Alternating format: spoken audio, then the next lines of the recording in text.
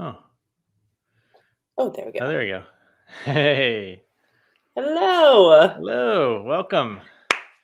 Thank you. I'm so glad we could reschedule this because I had started the interview earlier today and Glenn's internet was not working. So the interview was totally a bust.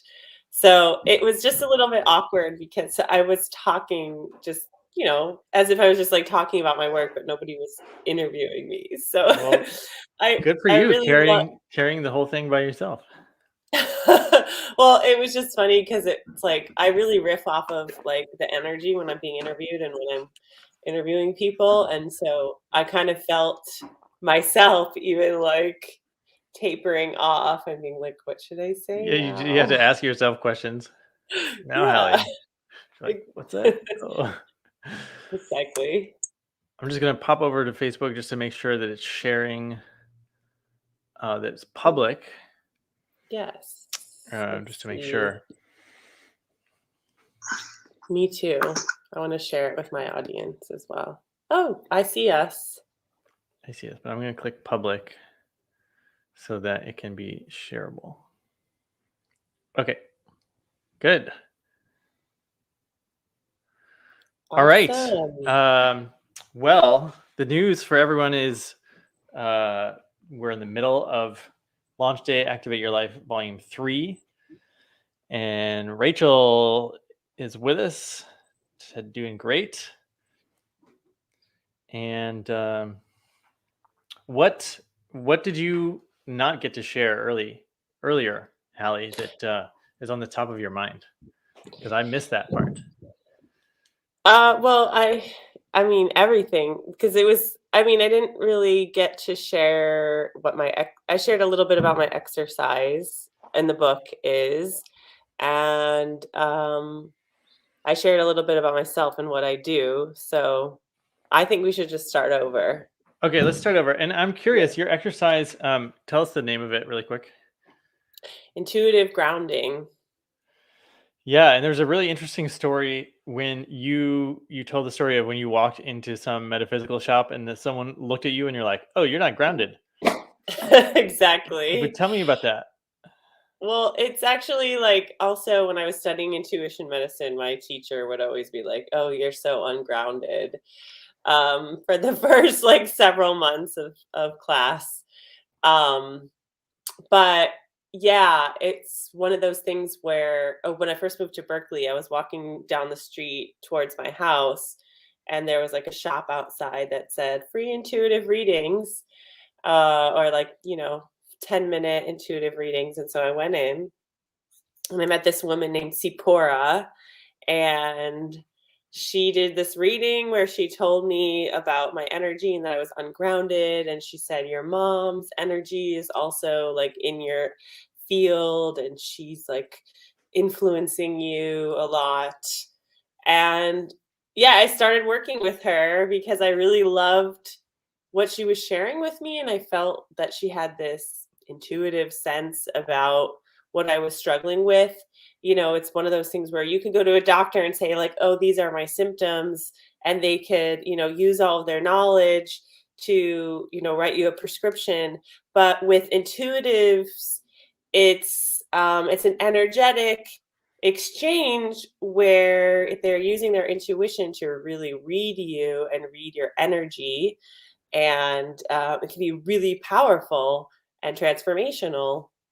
So I began working with her as an intuitive healer, and that's when I was inspired that maybe one day I would also do that work and help others in that same way. And now I am in my coaching practice. I studied intuitive medicine and energy medicine, and yeah, I'm able to tap into my intuition and support other people in their healing journey and to find clarity on what they're seeking through using my using the tools that I learned to tap into my intuition, and also helping others tap into their intuition with the tools that I've learned.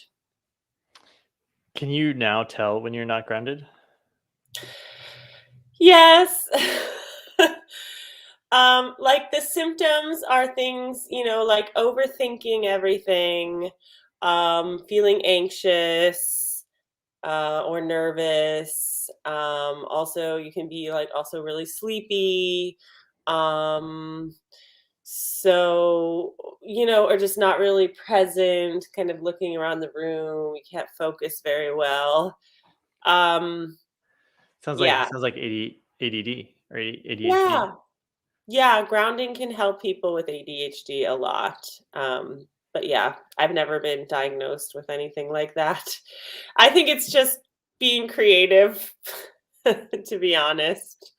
So I've heard of grounding like in the lightning rod. The lightning rod has to actually touch the ground in order to conduct electricity from the lightning so it doesn't burn the house. Is that similar to what we're talking about here?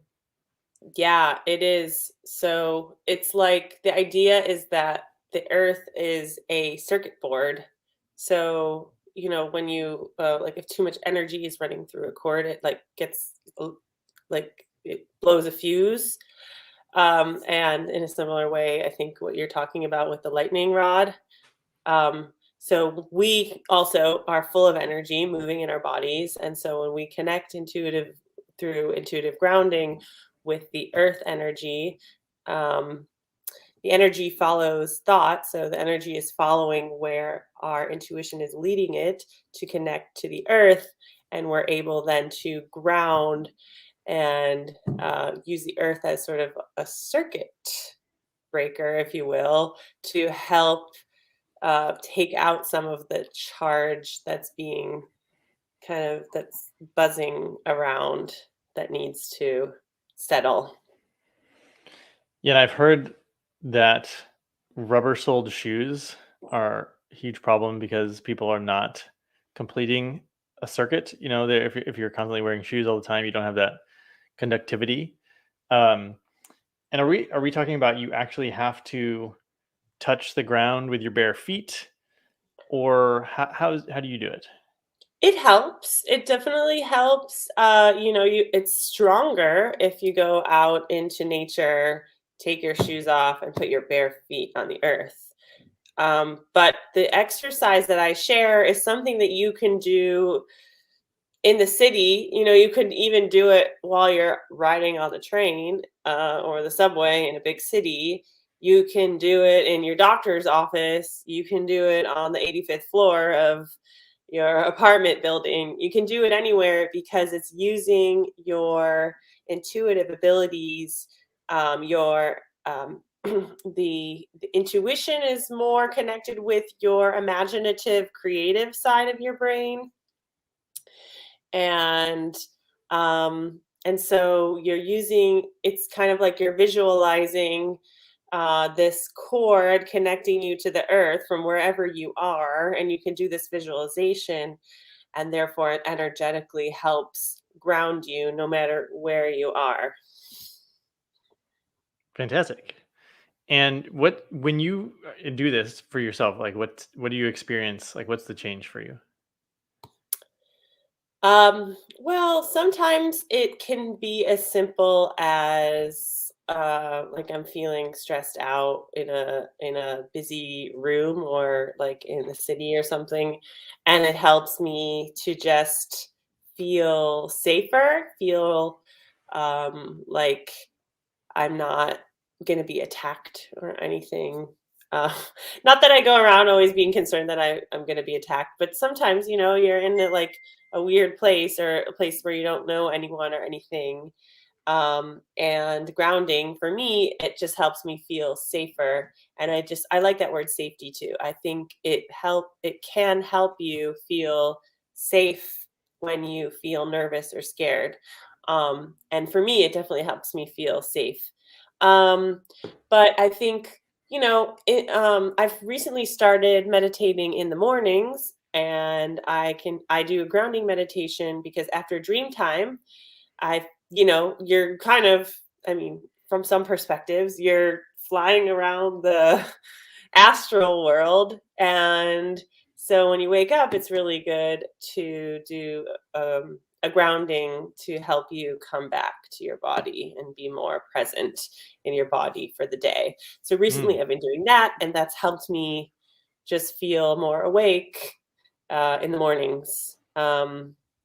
So safe, awake are some feeling words that could go with how I have felt grounding has supported me. Um, Calm. I think that, and this is a harder one because um, I think, just when I'm feeling a little anxious about something, or even when I'm starting to get angry, Mm. um, it's like once I get past a certain threshold, it's really hard for me to like get back down to solid ground. And so I think that grounding, if there were like a really, really good use for me where it's like I still haven't tapped into that, is like, when I'm getting in a fight with my partner or something, or or my family, like the people that trigger me the most, it's like, okay, just ground, just relax, just get into that calming space.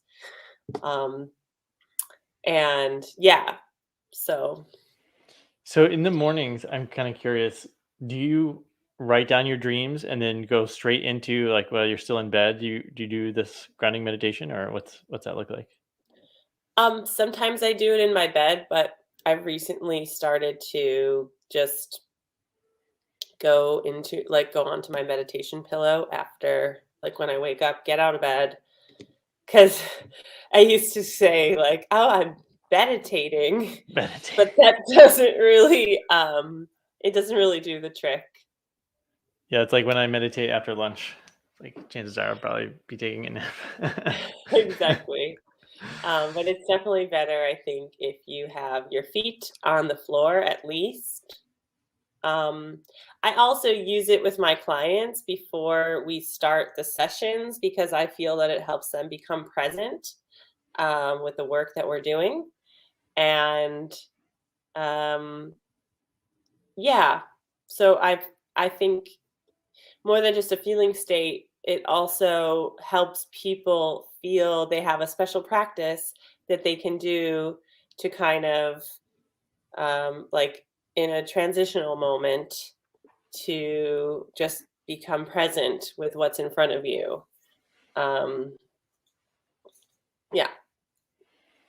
Cool. So would love to quickly just get a like what type of client are you really stoked to be working with right now? Because I know your practice has evolved like many of ours. Yeah. So recently I've been working with like early stage entrepreneurs who are more spiritual oriented. So because I feel that if you're spiritually oriented, you're gonna like the ways that I approach business because a lot of it has to do with tapping into your intuition. And I think a lot of early stage coaches, healers, and service providers who are offering a spiritually aligned business. Um, the work that I do to support you is really all about tapping into your intuition and allowing your intuition to guide what programs you create and how you're going to market your business and what type of content you're creating and all of that. So I kind of help and support spiritual entrepreneurs in the early stages to really allow their intuition to guide exactly how they want to run their business as they're getting started before they get into like, okay, now I want to scale and get really big and make $1 million. You first have to have that feeling that you've created something that comes from your heart and you feel really good about it and you feel connected, like you have created this from a grounded place of inner knowing.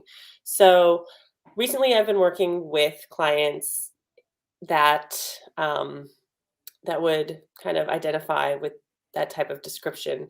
However, I'm also started doing human design readings as well. Yeah. And that can be for anybody who just wants to deepen into their own self awareness in regards to making decisions in life or life transitions. Human design can really help people in transitional periods of their life to align more deeply with who they are and what their gifts are, and gives you a framework to approach life from a different paradigm. So that is something I've been offering as well.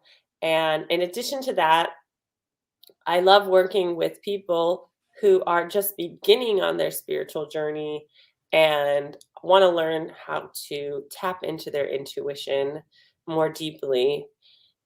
So that's kind of how I would describe the types of clientele that I feel really align well with my approach.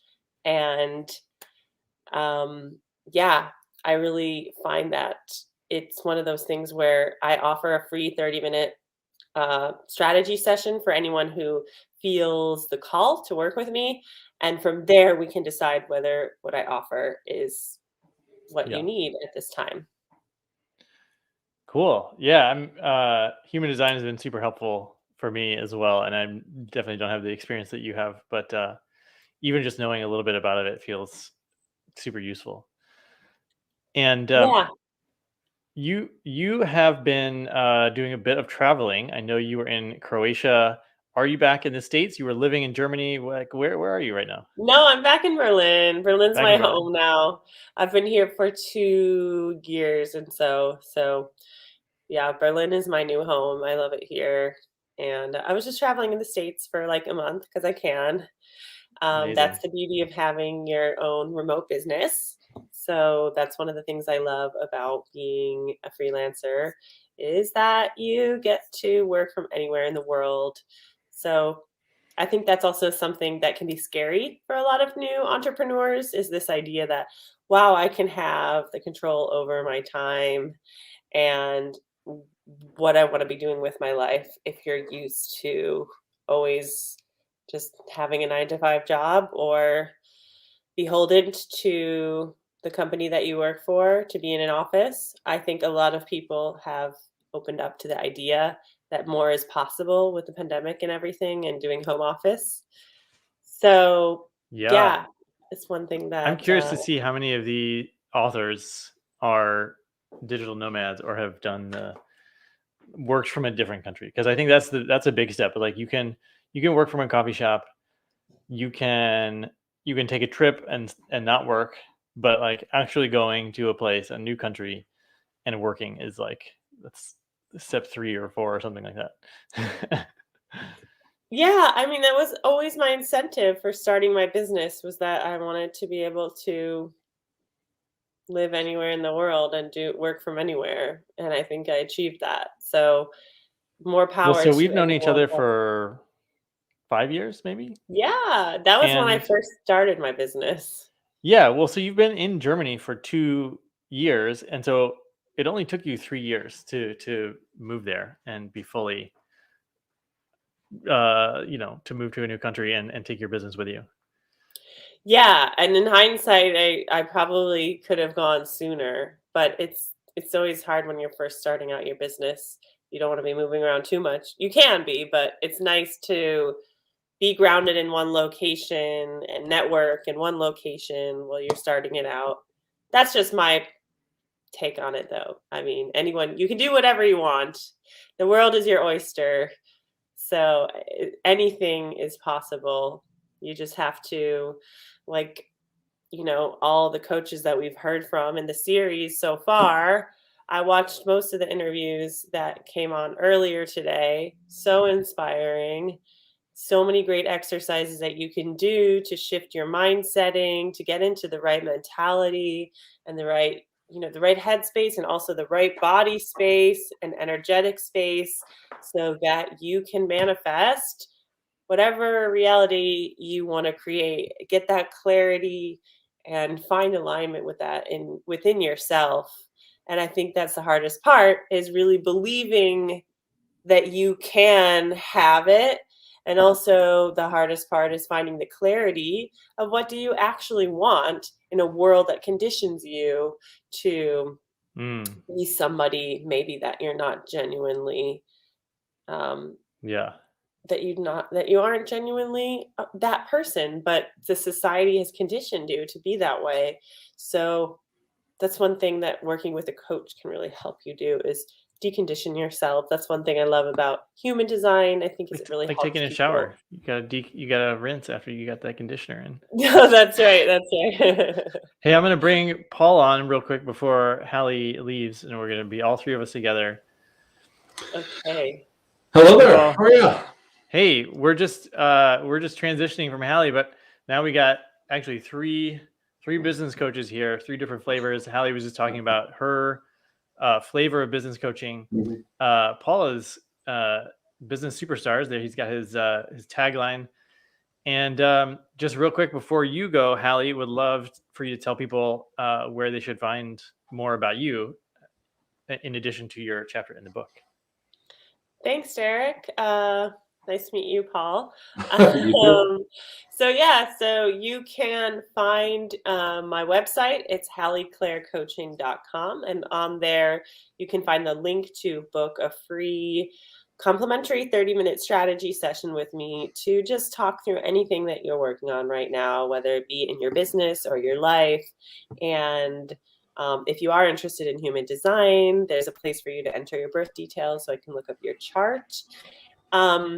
And yes, my chapter is about intuitive grounding, and it can be helpful in so many different ways in your life to just become present, to feel calm, balanced, and for transitions. So please read the chapter to find out all the ways that it can benefit you and how to do that. Super. Thank you. Hallie, thanks for joining us.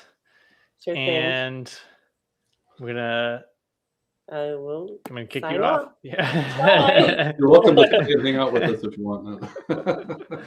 Oh, hey, how's it going? Going great. You know, I tuned in a little bit ago when Hallie was first starting, and she was talking about grounding and energy. It's actually something I've gotten more interested in lately. But I'm like, man, how am I going to shift from that to talking about business? But then she did it for me. She basically transitioned at the end to, how we all need to quit our corporate jobs and start our own businesses. And got lots of us out here that can help people do that. Yeah. And so your exercise, refresh me again on the title. It's 7 steps to grow your business. So it's just goes through 7 kind of simple steps that a lot of people don't do, and then we'll talk a little bit more about it later. But for any small business owner, should get some great tips in there on things they can start thinking about in their business.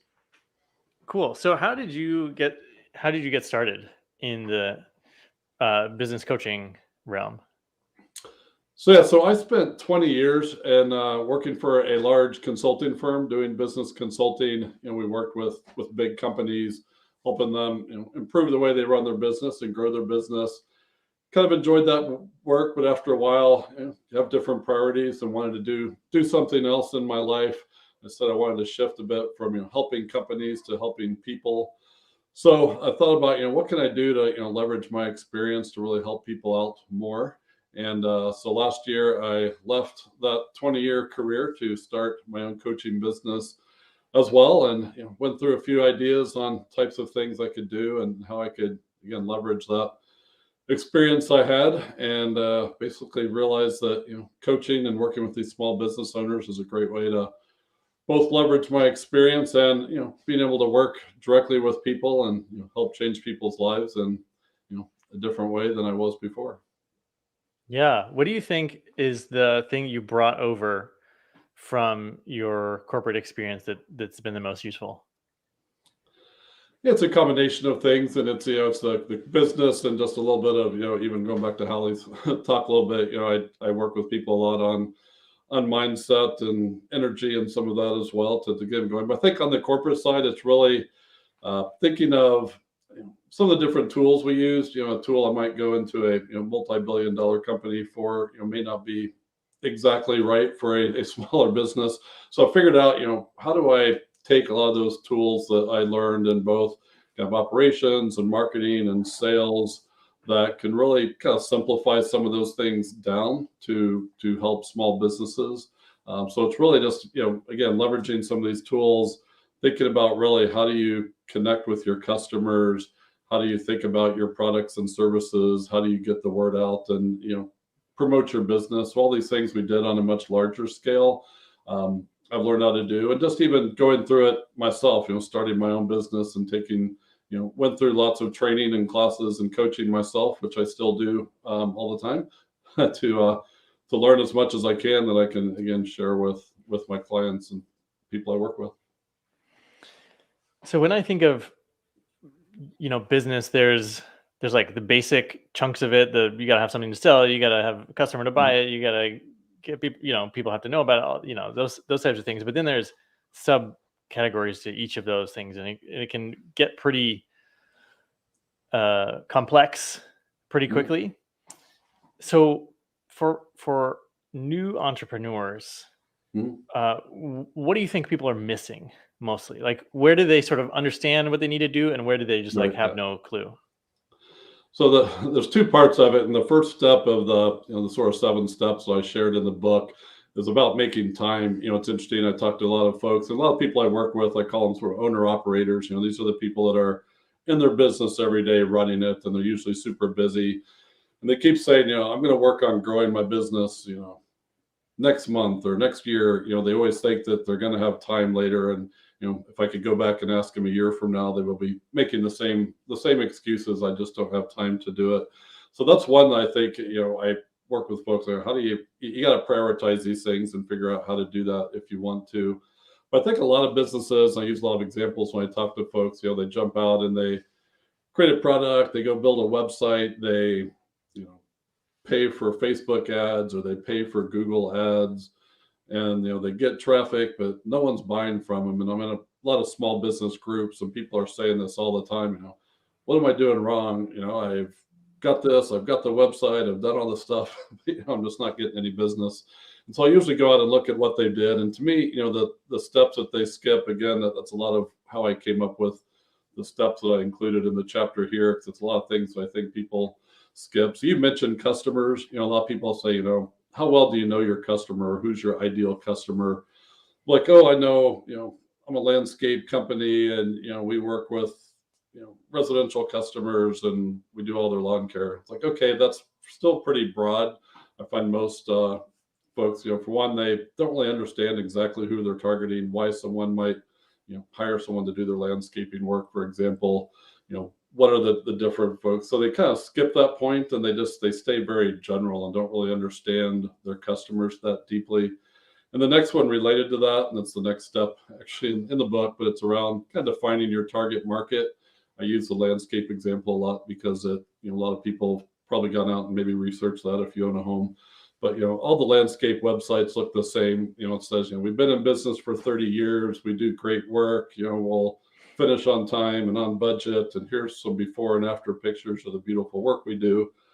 It's a fine site, but they all sound the same, and they don't specialize in anything. They don't really have any way to stand out. So I really think a lot of people, and if you've been in business a while, you probably know the types of customers you like working with, and those that have been more profitable and have been better for you. If you can kind of narrow that down and think about that, so that when you do have a website, you can talk directly to those people when they come to your website, and they don't just look at your site or your social media posts. Again, a lot of people are still very general. There's a million social media posts out there, so your stuff just gets lost in the all the noise out there. So I think really stepping back, figuring out your customers, figuring out your target market, and understanding what is your value proposition and why should people want to buy from you, before you just say, hey, I've got an Etsy store and I want to sell this, or hey, I've got my landscape business and I want you to come call me. People skip a lot of those steps, I feel like, and kind of helping set them up for success. So with the landscaper example, how could you differentiate yourself? Like what would be a way to be more unique? So the example I use in one of my other courses, I've used it in I live in Indianapolis, Indiana area, and I was thinking about a company, and they do a lot of work, and they say kind of older homes, depending on what part of the world you lived in. Older home may be different, but say around here, a house that was built more than 35 years ago, for example. So maybe, we want to specialize, and people have a little bit older homes. Their landscaping is outdated. They think that it's probably too expensive, or they don't really think too much about it. But if you can narrow that down, and I looked at some of the stats, like here in Indianapolis, of like how many houses were built over the years. I think like 85% of the houses are more than 30 years old or 35 years old. So, but if you could come up and say, hey, do you live in a house that's more than 35 years old? Has your landscape, not been updated in a long time? And, do you feel like it's way too expensive probably to make your landscaping look nice? Well, here at our landscaping company, we specialize in working with people like you to solve these problems. The idea is that while it sounds like you're narrowing your market, you've probably shrunk the market maybe 15%. And some of those people with newer houses might call you anyway. But you can really talk directly to someone. And if I saw that come up, on an ad or a post or on Google or something, I would think, hey, wait a minute, this guy, understands my situation. He knows, he's got maybe older homes that have different landscape issues than newer homes, for example. So that's just an example of, how you don't have to cut your market down a lot, but just be a bit more specific in who you're talking to, so that when you're scrolling through Facebook, or that homeowner is Googling and they go to 10 different landscape companies and they all look the same, then they come up at your website and it's like, oh, this person deals with people in my situation. It's just a way to get attention and connect a bit more with them. Yeah, it's always like I have an old home. My home's 110 years old here in St. Louis, not too far from you. And right away I was like, ooh, that's me, like old homeowner. Yeah. Luckily the previous owners did the landscaping, but So there's plenty of people that would fall into that there's category. still, it's a big market out there. You can sometimes narrow it a little bit. People get nervous. Well, I don't want to do that because, what if this guy in this newer house, I could do work for him? Like, yeah, you could. But if your message is just general and say, hey, we work with any type of homeowner, with any type of yard and any type of budget and any type of anything, that you just don't stand out. And the chance of someone picking up the phone and calling you is probably a little lower. Yeah, and it's like you could even narrow it down even more. Like I match landscapes to Lamborghini owners, like personal style. You're like, oh wow. Yeah. So that might all the work better in Lamborghini Miami owners Beach than Indianapolis, but yeah. There's a few of them out here, maybe. or whatever the like, maybe it's BMWs in Indianapolis. More so, yeah. Yeah. So what's I love that. It's super, super creative. I'm curious if like what's your favorite part in the sort of on the creative side of doing this? Like, because you don't always know what niche to pick. I mean, sometimes you frame it in such a way, or people are like, yeah, that's me. I identify with that, and it flows easily. But sometimes it takes a little creativity to find it. Just love to hear about that. Yeah, and I'm continuing to evolve. I'm a year into this journey myself, and so I'm still working on that. I need to take some of my own advice probably and narrow my target market as well. As I said, most of the people I've ended up attracting, and you'll find that you put out this message thinking that this is the type of client you're looking for, and then you'll find maybe a slightly different type that ends up being more attracted to it, and then you can kind of steer that way if that's the way you want to go. But that's for me really just getting out and talking to as many small business owners as I can, learning more about them and their challenges and kind of what they're going through is what I have fun with. Doing the marketing, which everyone always says marketing is a 9-letter word for test, but how do you just trying different things out and see what works? Because I'm sure all the other coaches on here and a lot of small businesses, if Facebook finds out you're in this industry, you're going to get like a million ads for, someone's going to, follow my program and, you're going to make 6 figures, this and that. And, here's my SEO strategy. And, there's all these kind of people that say they're, do this and this is all you need. You're going to, be successful. And so, part of what I had to do was, learn to ignore a lot of that because a lot of it sounds pretty cool, but you can get get lost and just all you do is, go to free webinars and challenges and stuff all the time and never get working on your business. But to me, it's kind of, sifting through some of that stuff, seeing what works and what doesn't work and testing things out, even with my own clients I've been working with. And, I continue to evolve my own coaching program and creating different things. I actually created a course, an online course that's actually based on the 7-step chapter that we did here in the book. So, had some good feedback on it, and people wanted a bit more details and help than they can get out of the book. So that's the next natural progression for folks that would want to do something else. But yeah, trying to find different ways to help folks and figure out what they need. Yeah, and that's such a good transition, is the material that you're coaching from, and then obviously putting into this book, and then creating a course from that. It's just a different way of presenting it, but it's the foundational concepts and the way of helping are all the same. What's before we get to the end, where should people find you outside of Activate Your Life?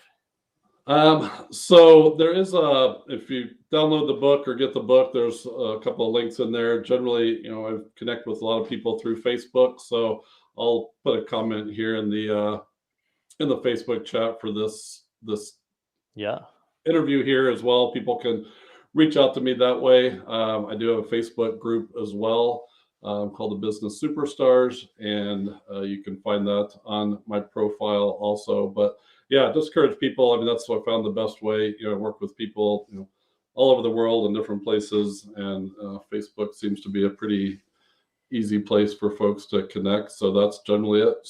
Anybody can send me a message there, send me a friend request, join the Facebook group if you'd like. There's lots of good kind of business advice. It's a free group, so a lot of good things out there. People can ask for help and get some questions answered and such in that group as well.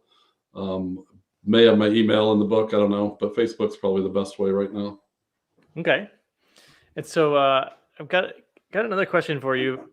Yep. Since a lot of people haven't been meeting in person, like a lot of the networking isn't happening as much, and you seem like somebody who would fit in well, like in person when you're actually meeting people. So what are you doing, like especially locally, right? If you're meeting clients in Indianapolis, like how is that for you these days? What are you doing? So we do, in different parts of the world, I'm sure are different right now. Indianapolis is fairly open. A lot of the local networking groups have started back up. Okay. I'm a member of a referral group that meets every Wednesday. It's called the Gold Star Referral Group. They've got groups all over the country. I don't know about the world. There's other similar ones out there. So it's a group of people. We get together, refer business to each other. I joined our Chamber of Commerce, which has in-person events here now as well. So I've met some people through that. And interestingly, I've got a couple of local clients that actually didn't meet in person, but joined some local small business groups on Facebook, for example, and connect with people. They know I live nearby, so I'm not necessarily someone from somewhere else just trying to poach into these groups. But yeah, I've actually worked with some people that live here in Indianapolis, but I still haven't met them in person. But yeah, I feel fortunate. When I first started this a year ago, there were no really in-person events, so everything we were doing was just over Facebook, and I still do most of my kind of lead generation and reaching out to people a lot through Facebook. But yeah, I've always wanted to be out in the community and get to know people and get more involved. So yeah, it's been great the last few months. Finally, that's good. That's good to hear. There. But yeah, no, that's not not everywhere isn't quite doing that yet. So, and I hope things continue to be open like that here. Excellent. I'm going to bring Anahata on real quick before you bug out. And Anahata, welcome. Thank you. Just transitioning from talking with Paul about his work, and both of you guys are former corporate marketing people. Paul was just saying how he applies his work to private entrepreneurs now, individual operators and whatnot. He's in Indianapolis. So, and Anahata, Paul, you and I were talking about, online friends, but you're in the same city. Anahata is in St. Louis, where I am. just Oh, probably okay. a couple miles away. So All right, not bad. Yeah, get a few Midwesterners on here. Yeah, Great, exactly. that's cool.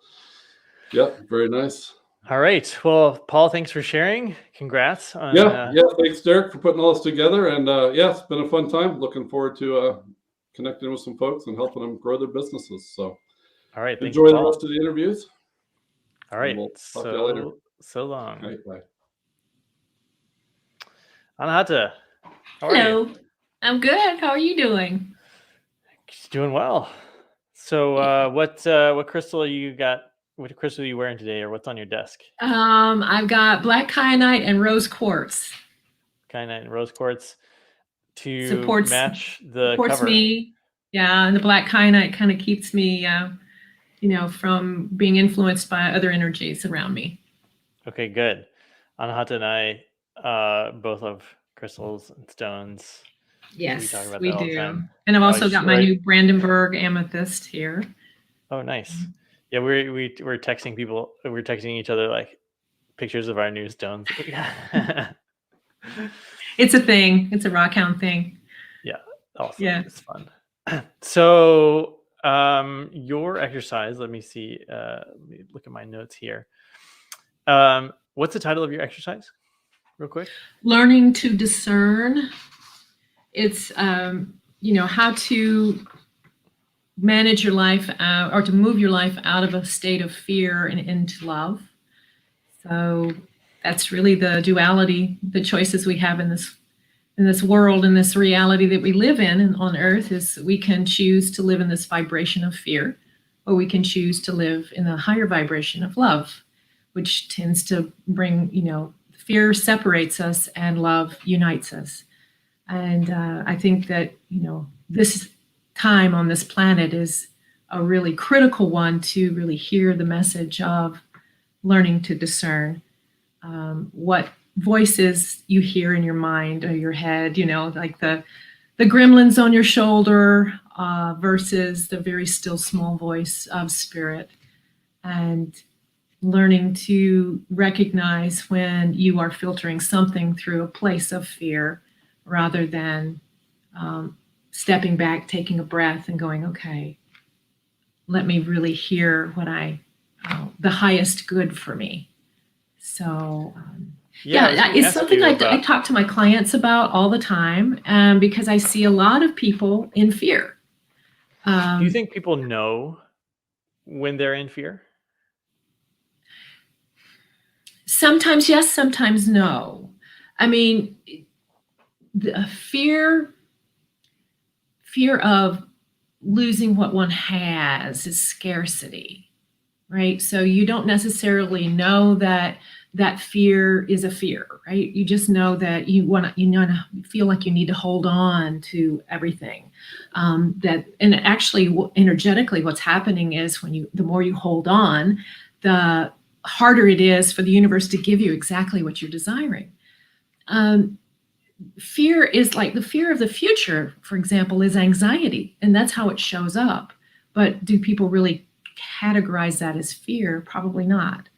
So that's why I felt like this particular practice was very important to be put out in the world as a way in which you can start to figure out what filter you're using when you're going about your everyday business. Fear is ego-based. Your exercise, it almost helps people sort of get outside themselves to see how they're viewing the world, whether they're actually viewing it through fear. Eventually, yes. Eventually, not at first. Like any other kind of practice, it just takes repetition, and the more you do it, it's a cumulative effect. The more you do it, the easier it becomes to really get that quick hit on, whoa, wait a minute, I'm being triggered. This is fear. Let's step back. Let's take a deep breath. Let's feel some gratitude. I feel like that gratitude is really like super key in this discernment, because it is a portal to joy. And joy, of course, is this unconditional love, which causes me sometimes when I feel it come in to cry, but I'm not sad. I'm crying with joy. The tears come from joy. But that vibration is so high, and fear is so dense. It's a visceral energy. It can come through you like sound waves, can come like a bass. Say you're driving in and you're at a traffic stop, and somebody in the car next to you has got the bass just cranked up as high as it can go in their car, in their stereo, right? So you kind of like, you have the windows rolled up, you're listening to your other thing, but you can feel that vibration, that that's fear. It's all around us. It's visceral, and it's really easy to come into resonance with. So is that why certain neighborhoods have more fear than others? Is because of the higher incidence of car stereo volume? You're funny. Maybe from the higher instance of just the collective fear that resides there. It's one thing to be aware and have your senses open to prospects of danger. And it's another thing to carry this abject fear of imminent death in your body, in your being. As I was saying before, the ego is what keeps us in this fear base, because the ego wants to keep us safe. The ego dies with the body. It was created to tell the soul in the body, hey, I'm hungry, I'm thirsty, I'm cold, I'm hot, I hurt, But the ego then thinks of itself as separate. So ego is only connected to the body. Right. Interesting. Exactly. So it just, it's always telling you can't do something because it's afraid. It's afraid of change. It's afraid of any kind of thing that's outside of your comfort zone, because it wants to keep you safe. So spirit is eternal. The light being that embodies this physical vessel is eternal. It comes from love. It returns to love, and it is love. And a lot of the things that I talk to my clients about is how, all the love you've ever needed and craved is really inside you. It's not outside of you, because we're all reflections of each other. So that's where it just kind of, this practice came to me, so I then have given it to others. And I like to say that my big aha when I was practicing, especially like gratitude, starting to be aware of little things that can be used as blessings or being viewed as blessings. So turning your perspective from the glass is always half empty to the glass is half full. And it's amazing how that shifts your energy and the energy of others as they perceive you, as you're reflecting to them, right? So I love to take walks in nature, and I live not too far, as you know, Derek, from a very big U.S. park, probably one of the largest. And so walking through nature gives me this connection. And as I was practicing my gratitude for a couple, 3 or 4 days, I walked into the park and it was like, wow, the trees seem so much more alive today. And I actually heard this in my mind. No, sister, you are more alive today. So it really does help to upgrade and uplift your vibration so that you can be more in connection with all the things that are around you instead of being locked in this prison of fear. Yeah, I'm curious about. So you've used this exercise for yourself. How maybe could you share an example of when you've sort of pointed this out or helped someone through one of your clients? Love to hear just another example of using this exercise. Sure. Most of the time when I'll start to introduce this, when I hear the clients start speaking a lot of fear-based language, and then I kind of like say, okay, can we take a time out here? Can you listen to what you have said? And can you really kind of play back for me what you think this is coming from? Is this coming from this filter of I'm scared, or this is a fear-based thing, or is this coming from your higher good, the highest good that you can think of?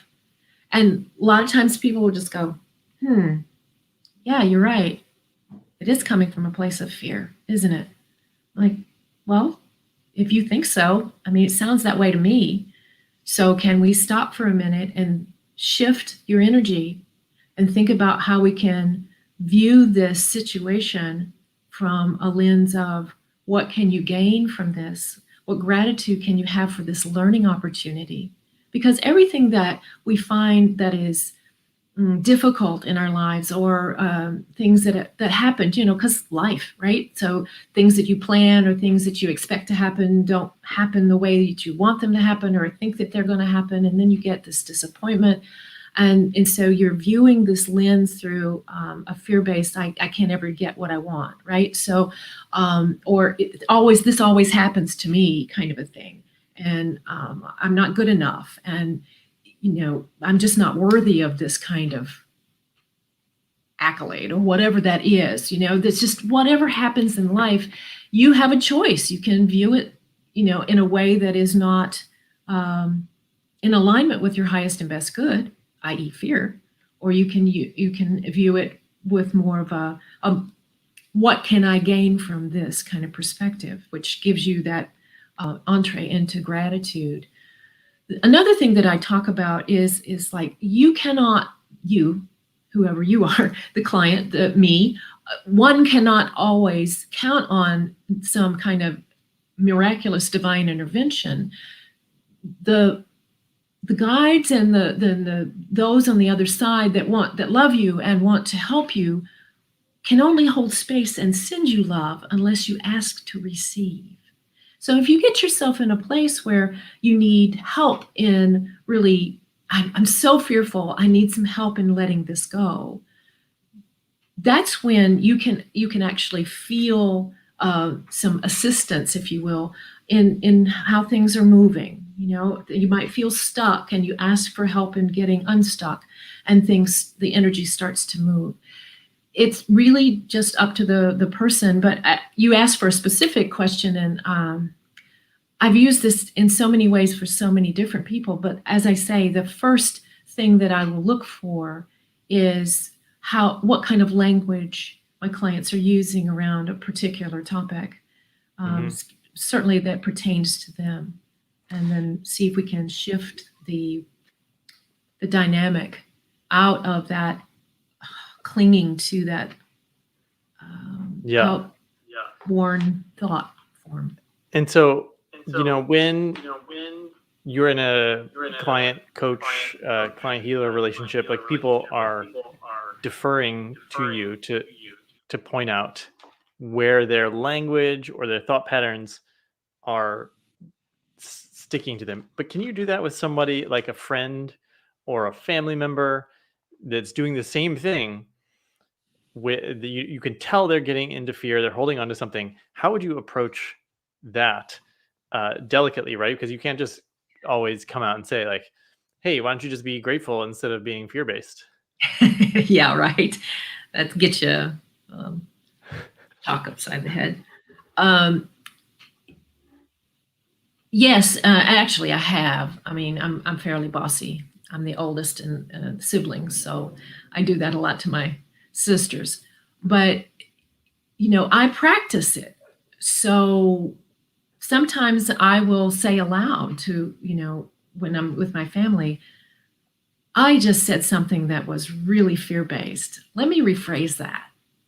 Oh. And, so then I'm showing, I'm demonstrating what I mean, what I'm talking about, and in a way that maybe somebody might get. I also want to say that an intention for whatever healing or whatever coaching that we come together to do is critical, in that the intention needs to be aligned, right? Because if your intention is in fear, then you're going to get exactly that. But if your intention is in the highest and best good and in alignment with your soul, the outcome is truly the highest vibration. And it may not seem like if an outcome comes to you and it's like, well, this isn't what I asked for. This is not what I wanted. Mhm. Yeah, but if you ask for whatever's in the highest and best good for you or for all that's involved, it comes in a way that you might not expect, but it's always this or better. Yeah.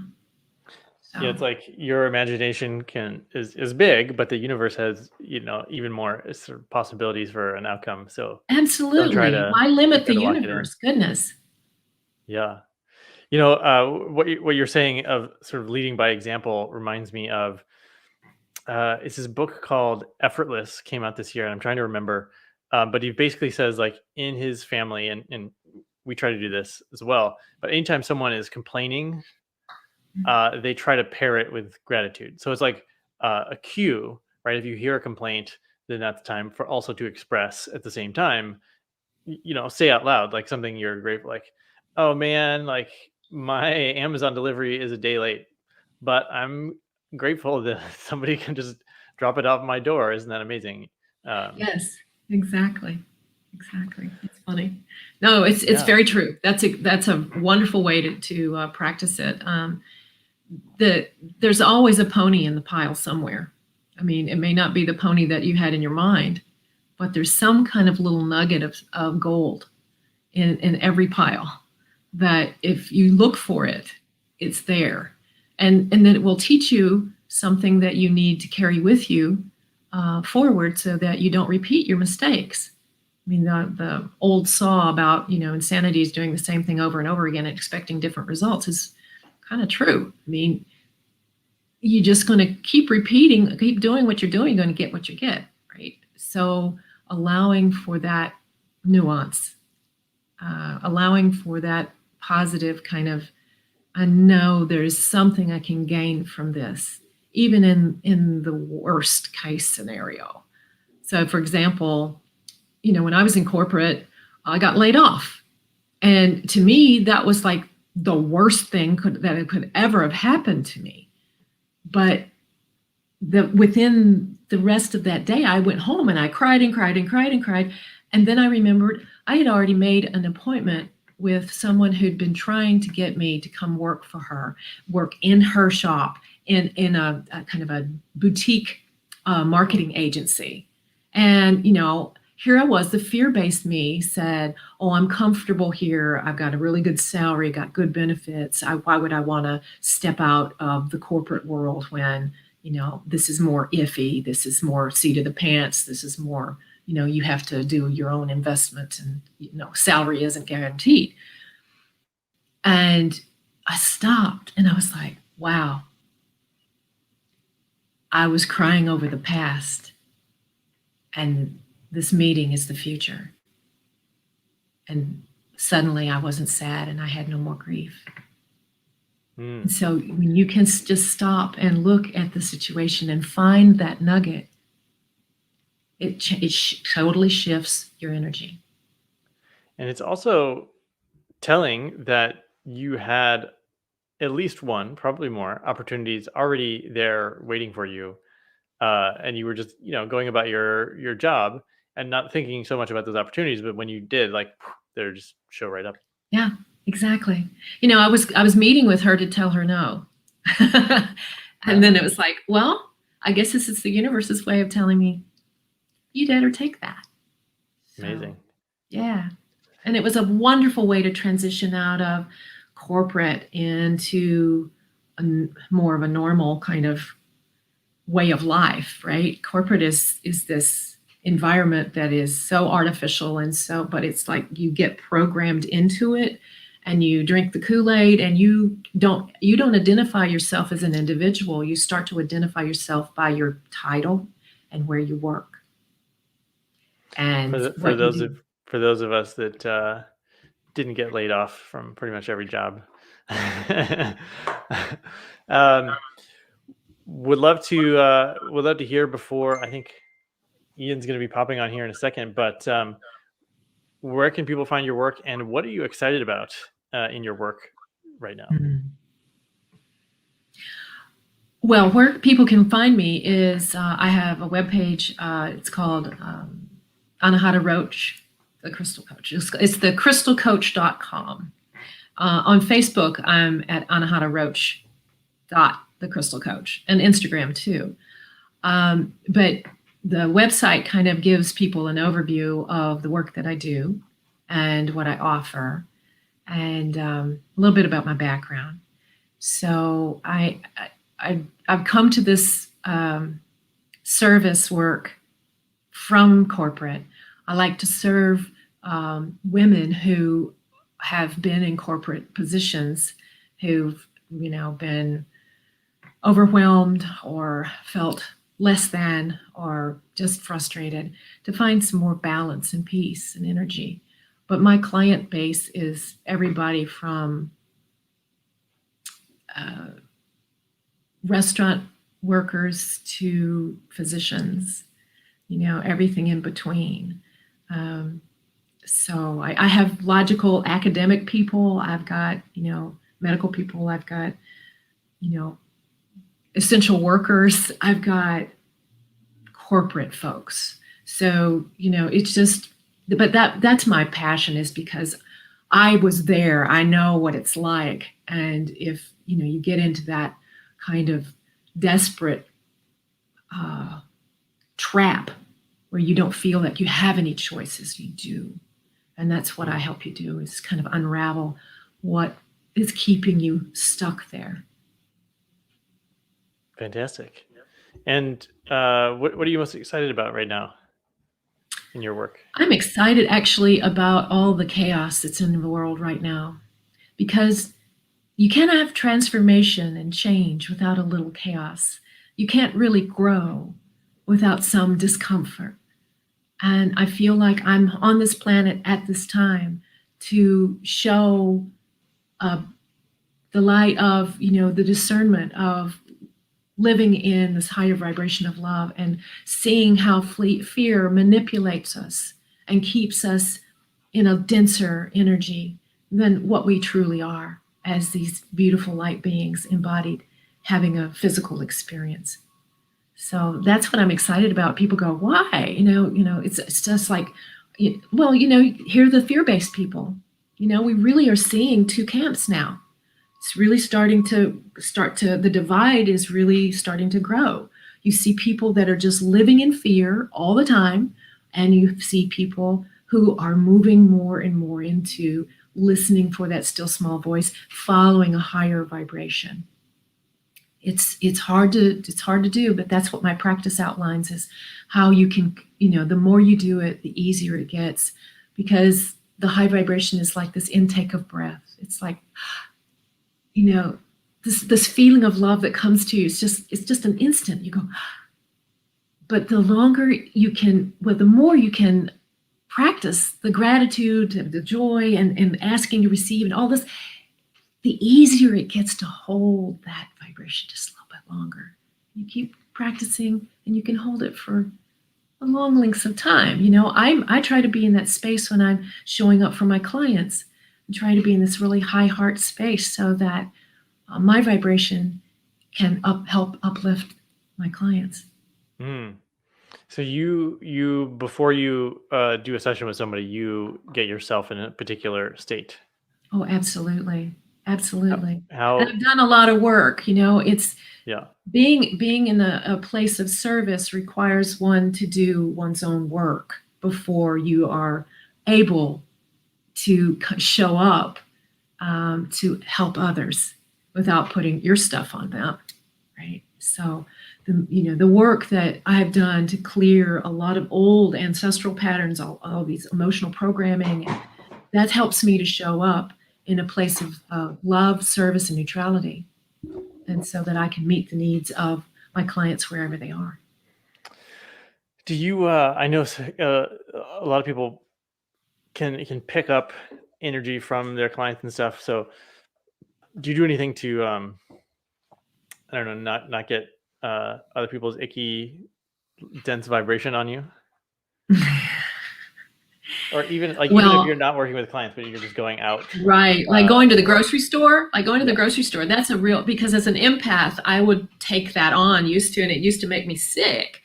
And so I realized that if I do not take steps to clear my field and protect it, then I just take on everybody else's energy. So the black kyanite is one of the things that helps me to kind of shield myself.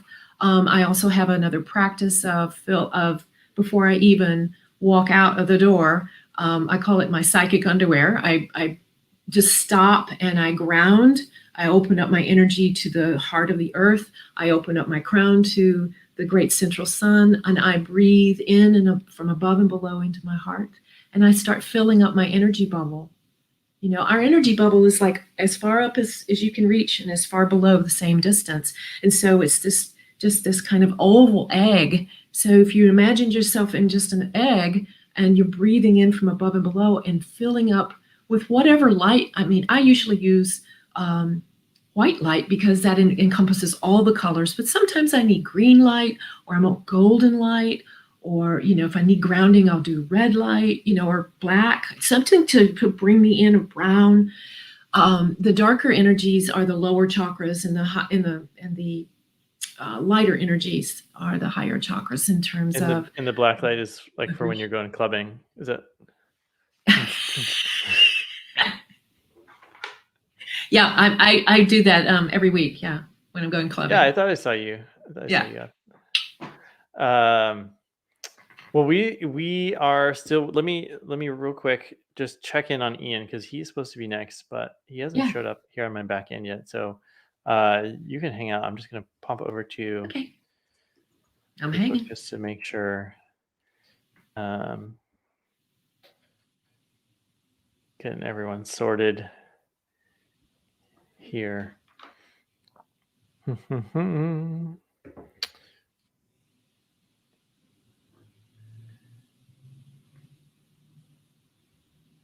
Okay, he's got the link, so that's good.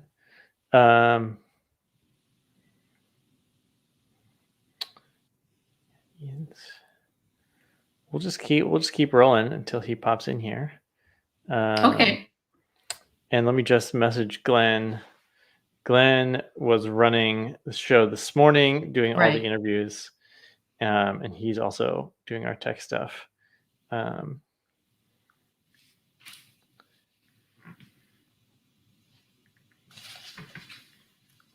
In my chapter, I also talk about some stones that might be really good for helping you to work with, you know, learning to discern as well. So yeah, let's hear about those, because I think most people love rocks, but because they're pretty. But did you know they have their own energies? They are relatively sentient beings.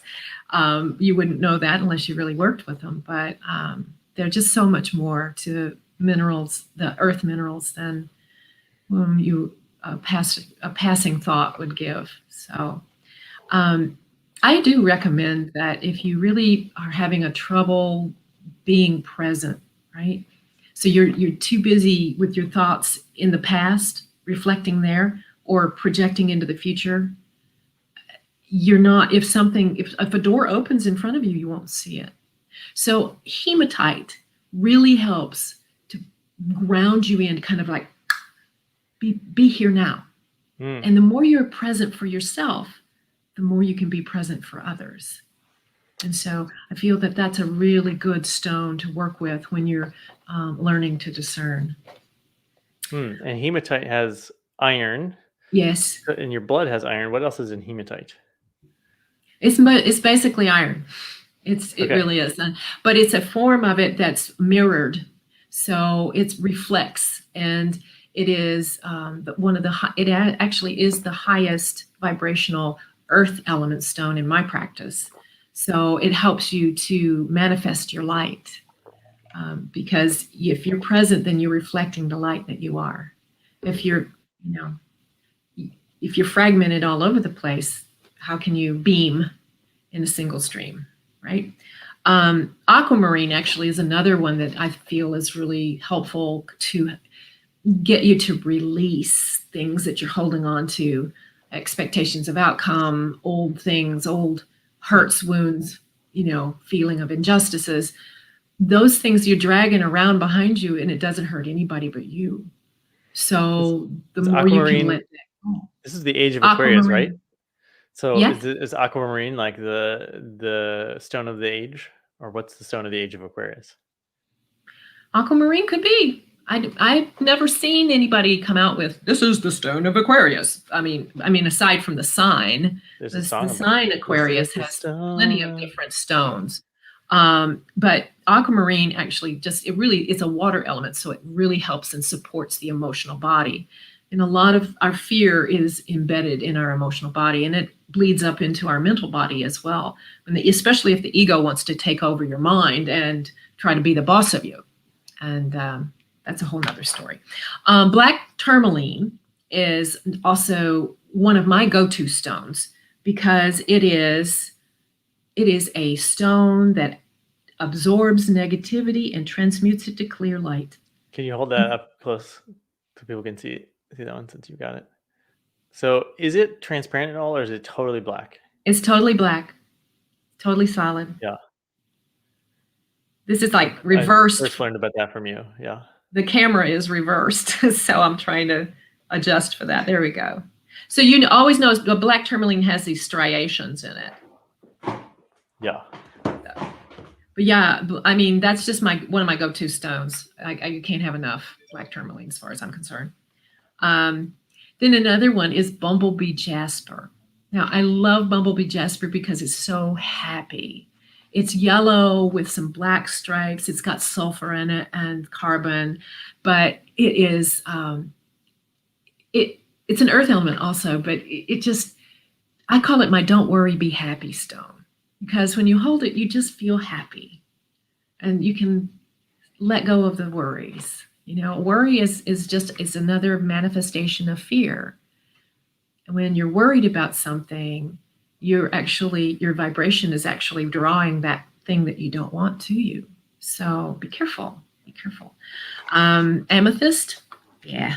Amethyst. This is such that's your new one? That's my new one. Okay. I've been waiting for Derek, I've been waiting for a really pretty day that I could go outside and the sun has been so intermittent that I would miss it. It's like, I gotta go. Can you shine a light through that really quick? Yeah. From your phone? Do you have the flashlight on your phone? Yeah. Hang on. No. Come on. There we go.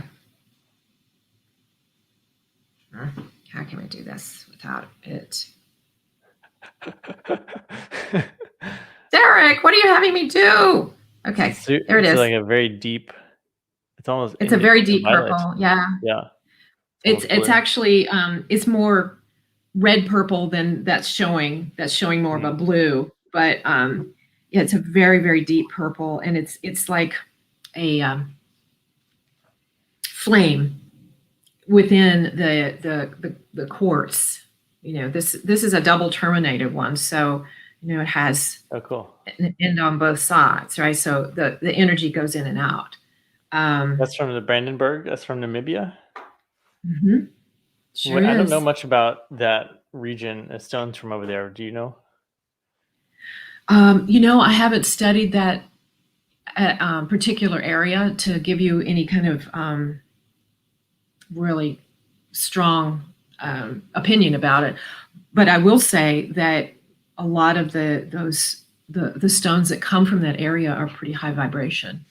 In any of the African countries like Tanzanite coming from Tanzania is a very high vibration stone.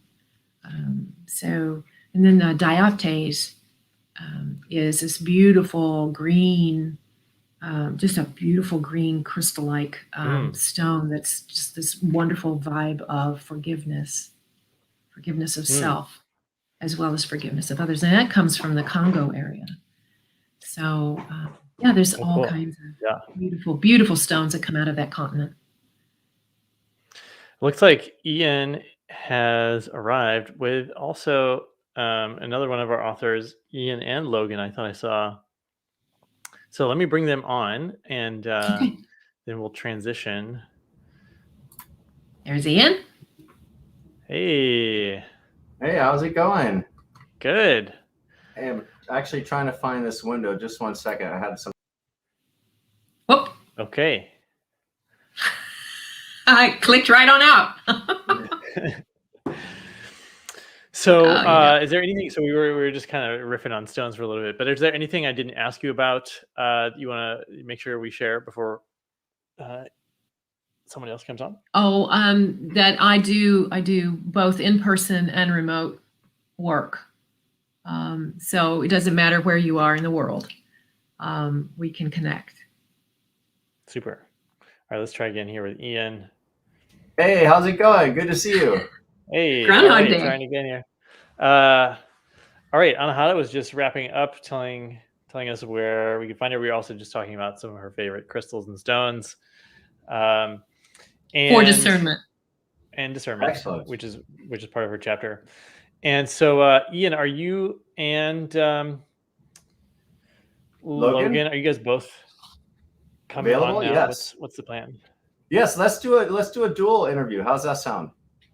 Cool. All right. Well, Anahata, thank you so much.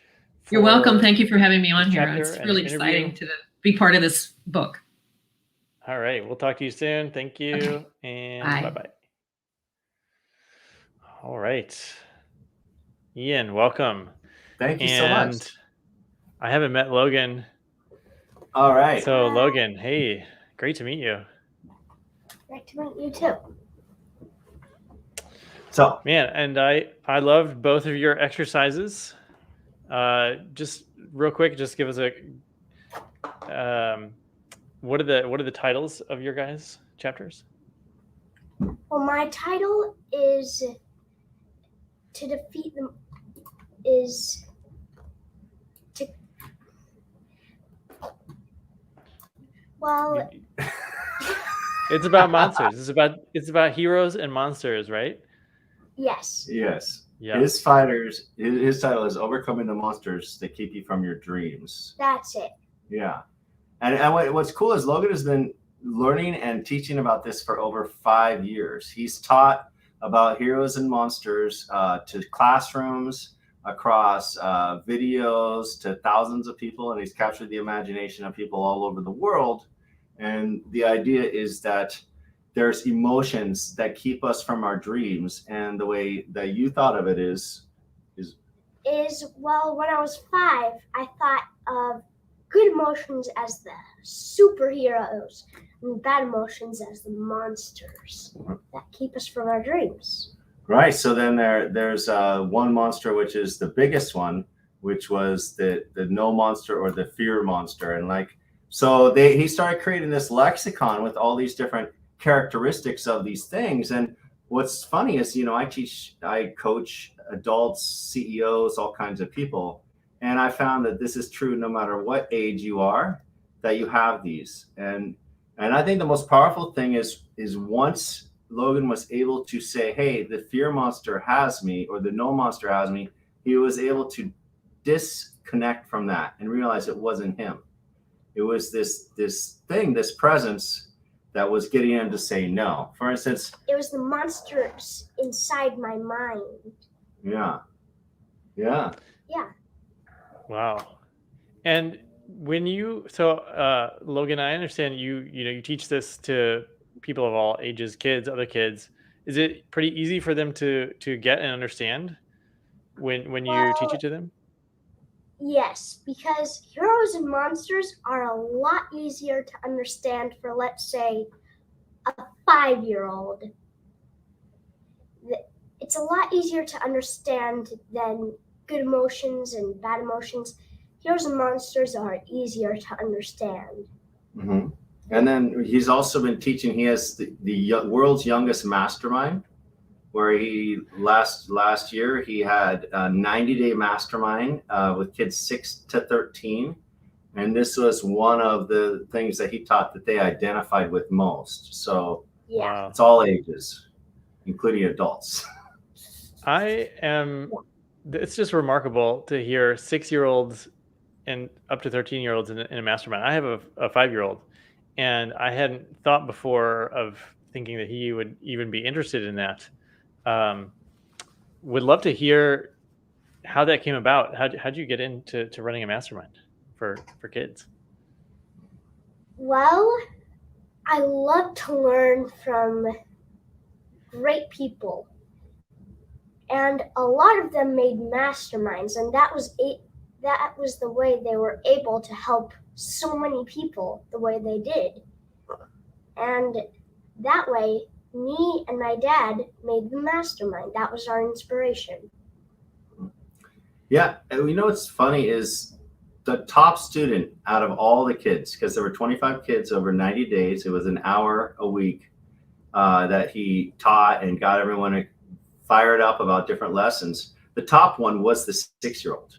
She was amazing, right? She was always there, always focused, always did her homework. She just delivered completely. So it kind of shocked us because we didn't know what the lower age range should be.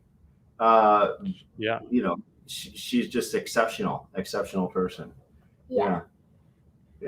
So I'll say another thing. He saw me do masterminds for years, and then Joseph McClendon and Carolyn Rim. I was in their mastermind. He saw me be a part of a lot of masterminds. And I actually met Joseph McClendon.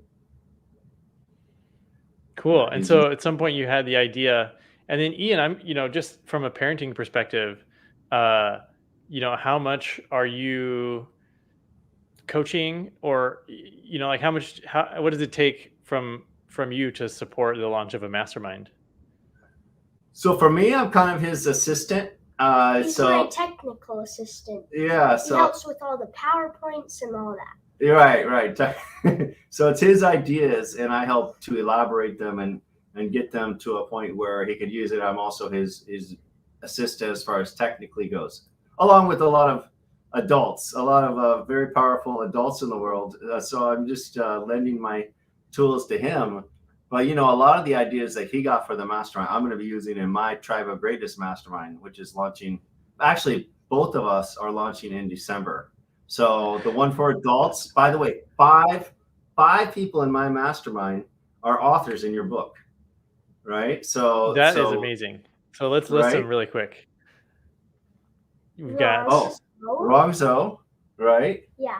And then we Jim, right? Yeah, Jim, the wrestler.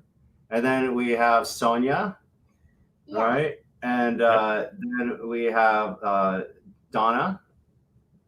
And then we have Paul. So there you go. Paul Contrell, Donna Cookson. So amazing. We heard from Paul at the beginning of this second chunk, and I believe Donna was on earlier.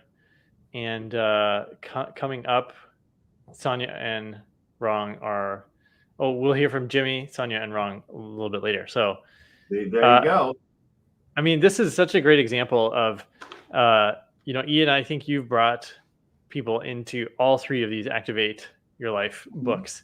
And there's, so Derek Sivers has this short TED Talk, which is all about the first follower, like somebody who's a leader in the way that they sort of they sort of, they see a project they like and they're like, okay, let's do it. Let's do something together. And I see that you've done that here with Activate Your Life and bringing people in. I see you doing it with your son and his mastermind, being like, yeah, let's do it. And so I just want to acknowledge you for that amazing trait of leadership by collaboration. Thank you. And the greatest leaders are followers. So when I find something that I think is great, then I tell the people I care about to be a part of it. And so these people are amazing people. All of the people in this book and all the chapters are exceptional. And I absolutely think Logan's chapter is exceptional. This chapter is great for anybody. And the thing is, it's from him. It originates from him. The mastermind, all the lessons, all these are from him. So all I'm doing is amplifying the greatness of the people around me and just kind of encouraging it appreciating it, believing in it, and saying, let's do something. You know, the people that feel like they are great try great things, and the people that don't. But everyone who tries something great would be surprised by the resources that come up inside them when they go after their dreams or something that's bigger than they think they can handle. Yeah. Very, very well put. Mhm. Ian, I'd love to hear, there was something you shared in your chapter about going back and finding an old journal from when you were a kid. You shared this story and how it showed you something. I'd love to hear a little bit about that. Yeah. So I couldn't put as much in the chapter as I would have liked. In the beginning, over 3/4 of the chapter was that story. And I realized I really wanted to deliver a value and a system. So I got rid of that, but you know, I rewrote it like 6 times, which is cool. I got to write, you know, really learn how to write. That along with setting up workshops with all the people so they could help write their chapters. But this was the pivotal point in my life. It was about 6 years ago when I went to an event from social media. Someone in my obstacle training group, we were going to do a Spartan, said, hey, I'm going to go to a Tony Robbins event. And I said, oh, I've read the books, I don't need to go. They're like, no, come on, it's different. I didn't think so. And they just kind of dragged me there, right? They dragged me, and it was something where I was just like, okay, I'm going to go, but I don't know how I'll like it. And in the first day or two, Tony Robbins, first of all, blew my mind. I was amazed by what it was to be there live. But secondly, talking about, wasn't there something when you were a teenager, did you have big dreams? And all of a sudden I flashed back to these journals that I'd written when I was 17, when I'd gotten Tony Robbins tapes back in the day.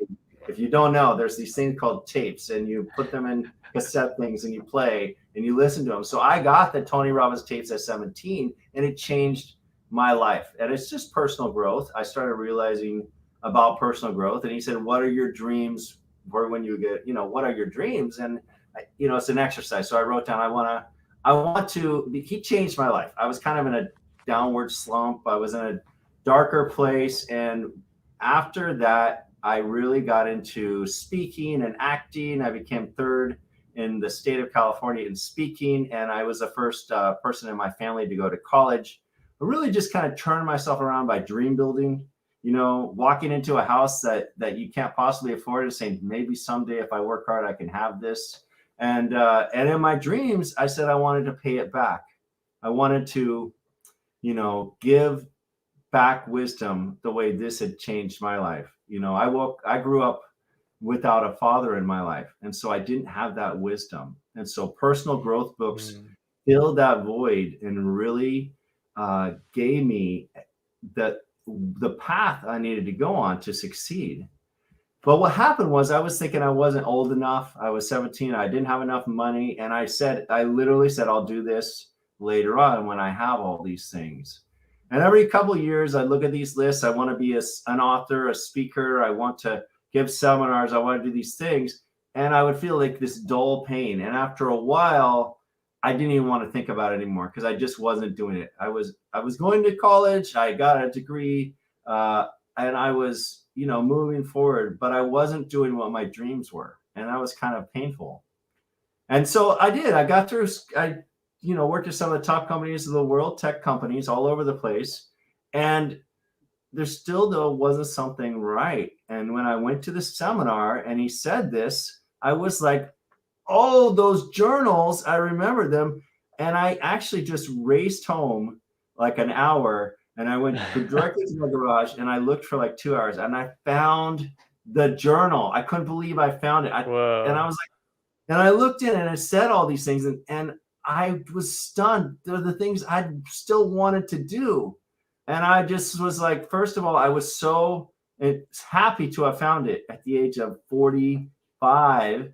And then, yeah. And then I was also scared. I was like, what if I found these when I was 90, right? What if I found these at the end of my life? And I was like, oh, that was the thing I wanted to do that I really cared about. And I realized that I would never again say no to taking action towards my dreams. And I promised myself, I realized that I had betrayed my purpose.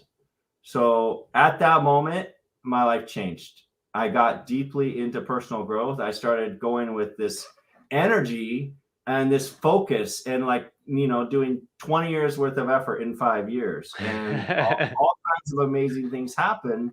Positive, really wonderful things. I started a mastermind. I started a Facebook group. It ended up having 14,000 people in it, called The Art of Greatness. And this was the time when I actually learned about this. Right. And that was when I started my journey, when he restarted his. So he's been immersed in personal growth over half his life, like deeply immersed.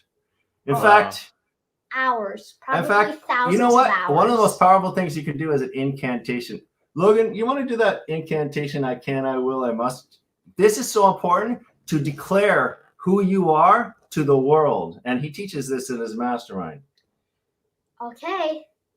Let's do it. I can, I will, I must fulfill my destiny to live my life to my full potential, to constantly grow, improve, achieve, contribute, and love. I'm a light in the dark, a leader amongst men. I do what must be done. I'm a force for good. I believe, not doubt. I am the belief. I am unstoppable, unshakable, and unbeatable. I'm strong. I will embrace them, and I will adapt. I will stand on my feet. I will never be beat, and I will never retreat. I will push, and I will win. I'm a champion, a master influencer. All heart, brain, spirit, and peace. Peace of mind that every day I selflessly give my soul, my strength, my truth, and my heart. I stand on the battlefield ready because I'm a gladiator.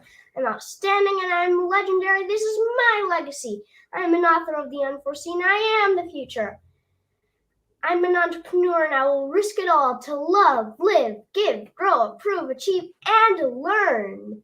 I now command my subconscious mind to harness the power within me, spread massive change to the end of the world, to the corners of the universe, to presently exist in all that there is as I'm present in all that there is that exists in me, to give me the power to transform now, the power that turns weakness into strength, fear into faith, wounds into scars, hate into love, lies into truth, deafness into sound, blindness into sight, and darkness into light.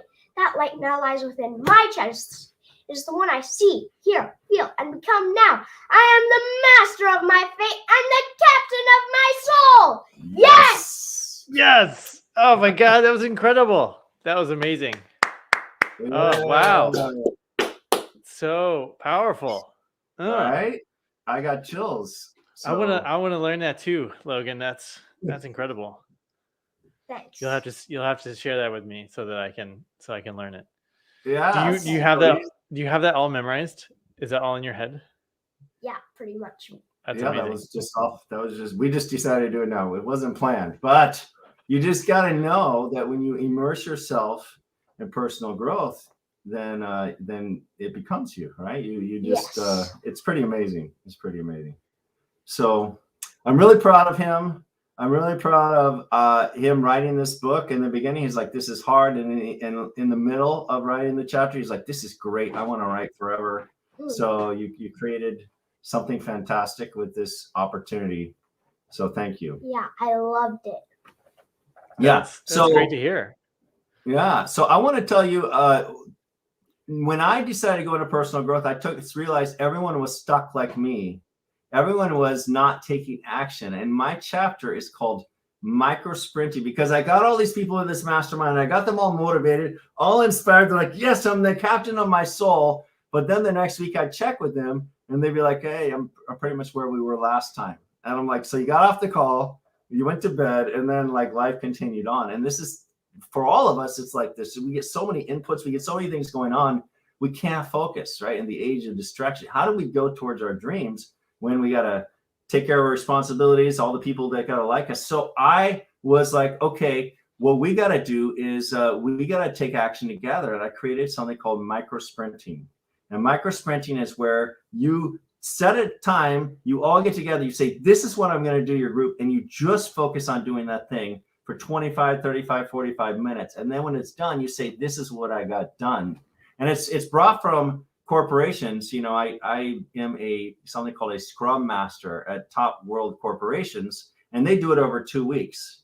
But this is just over a short amount of time. So that's my chapter. I'm bringing all that wealth to you. And I think you're going to really love it. It's been tried and true. It's billion-dollar companies, and I'm bringing it to the world. So when I read your chapter, I immediately went and did a micro sprint, and Yeah. felt super productive. So it works. Excellent. You know, my mastermind, what would happen is everyone would join. We do our mastermind, and then we do micro sprinting another night or later on the night, and everyone gets together. And I mean, I have people who've been doing it for 2 years with me, and that's when they get all their greatest work in their life done. Because not only that, we put on this music, like atmospheric music from like movies, and it's really emotional. And when I started doing seminars, I realized when that music plays, I get really creative. So it's kind of a fun party-like experience where everyone's getting together. They have all different dreams, and they're all working on it at the same time. And we do like 2 or 3 or 4 micro sprints in an evening. So I want you to know, if you go to microsprinting.com, you can sign up and get the book. But also, I'm going to give you an offer to join one of these micro sprinting sessions with us for free. So that's going to be amazing. Anyone on the call, cool. You can reach out to me directly, and I'll get you on a Zoom call. And maybe that thing you've been putting out for 20 years, that book, that chapter, that anything, seminar, anything, you can get it started with us. And it's going to be amazing, because when you tell 10 people in the room, I'm going to do this for the first time ever, we're going to get started on this book, then as the time clicks and you got 20 minutes to go, you're going to feel that pressure. You'll be like, yeah, I better get started. No more time for procrastinating. I'm going to have to report what I did over this time. And that pressure is exciting. When you hear about all the other dreams, it's inspiring too. Yeah. Yeah. Well, I'll come join you. That sounds fun. My dad too.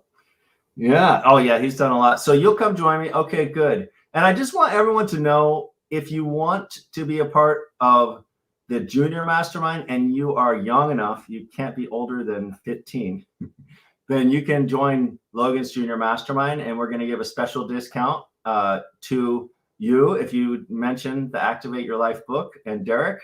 And the same with me. If you want to join the Tribe of Greatness, both are starting the first week of December, then you'll get a special discount as well. And you can just go to jrmastermind.com or tribeofgreatness.com. And we'd love to see you there. Yeah. Super. Fantastic. I have one more question for Logan. Given that you guys have been sort of in this personal development journey at the same time, I'm just curious, like, when you look at your dad, what are you most proud of your dad for? Because he's super proud of you, obviously, for creating all these things, your chapter, your mastermind. What are you proud of your dad about? Well, the thing I'm proud of about my dad is that he never gives up. He's always creating. He's always trying to make my life better. He's always pushing for me to follow my dreams, face my fears, whatever I can do to grow. And that's what I'm most proud of. He never stops growing. That's super cool. And that's the reason why he did. That's the reason why he redid his chapters so many times. And I think it was more, maybe 26. I could have written a book with the amount of times, but because I wanted to get it perfect. I wanted to get it right. Yeah. So I am looking for a full-length book from you. Oh, you got a shirt to show. Have a Greatness shirt. You get one of these when you join our mastermind. So there's a shameless promo, but hey, I really do believe that we all have greatness within us, and that I don't care about failing. I just want to finish. Right. And that's what makes life fun. If you start to realize that the person that wins is the one that fails the most and then learns from that. So I'm really grateful for you, Derek, and what you've given me.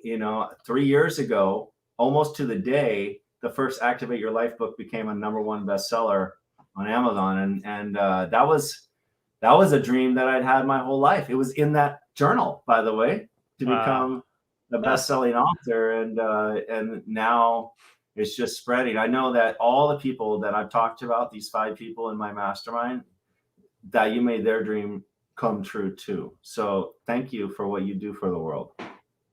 It's great to hear. Yeah. That's exciting. Thanks for helping activate people's lives. Yes. And that title, I'm still proud of the title too. Whoever came up with that, I don't even remember. But Ian, since our next guest isn't quite here yet, you said something about it's you're winning if you're failing the most, and I'm just curious if you can give an example of a recent, let's put it in quotes, a recent failure, that you didn't categorize as a failure, but as like, oh, that was actually my goal all along, or that counts as a win for me. So, I mean, obviously the one I just mentioned with the chapters, I ended up writing 6 chapters, one about parenting. There was a couple of others. There was a version. And what happens is I actually now have enough material to write a half of a book, which is great because now I can write a half of a book. And also there were some people that started late, Jim McDowell, and I was able to use this advanced knowledge to help him finish his book as well. So I also worked with Sonia and Rong and helped them directly with their books. So that was one. Another one that happened just recently is we went on this 16-mile hike. We didn't know it'd be 16 miles. It was 8 miles. We got somewhere and we got water. We had like hardly any food. And then I realized my nice $200 sunglasses had fallen at some point. Can I just tell him the story before real quick? As long as you take your quick, because. All right. So we started on the hike. Then we got lost. Then we had to go on this weird trail that wasn't actually a trail on the map next to the real trail, though the real trail was gated off. So then we went on the trail for a whole 8 miles. And then we got down, we walked for a couple miles to the ballpark. That's where we got our water. Then, and before that, I was praying for water in my head because I was so thirsty and so dehydrated. So then, and we got to the ballpark, then my dad noticed his glasses were missing. Yeah. So then we tried to find them. And then what happened was I said, look, we can either keep going the way we're going, or we can go back and look for the glasses back up the hill. We'd gone down the hill 8 miles. And I said, look, I don't care if we find the glasses. I just love the heroic effort of deciding to go up a hill. We'd just gone down for 8 miles right before sunset with mountain lions and coyotes and everything, right? So then we turn around and we head up the mountain and we go 8 miles. We did not find the glasses, but we had an epic time. We got there just as sunset hit, and it was the longest we've ever hiked. And I don't consider that a loss, right? That's not a loss. I was watching, there was this movie, Rocky. I was showing it to him last night. And Rocky, in the first movie, is like, I don't care if I win at the end. He's like, I just want to get through 16 rounds with this person. I just want to be standing at the end. And that's kind of the whole idea, is if you can just be standing at the end, because you can't fail if you don't quit, right? You don't fail, you don't quit, because you can just do it over and over again. And I want to tell you a story about Do It Dan and Putting Off Pete. Do It Dan is the one who was like, hey, I'm going to write a book. I'm going to write a bunch of chapters. And Put Off Pete says, oh, but it's not a great idea. You're not that good. And he puts it off.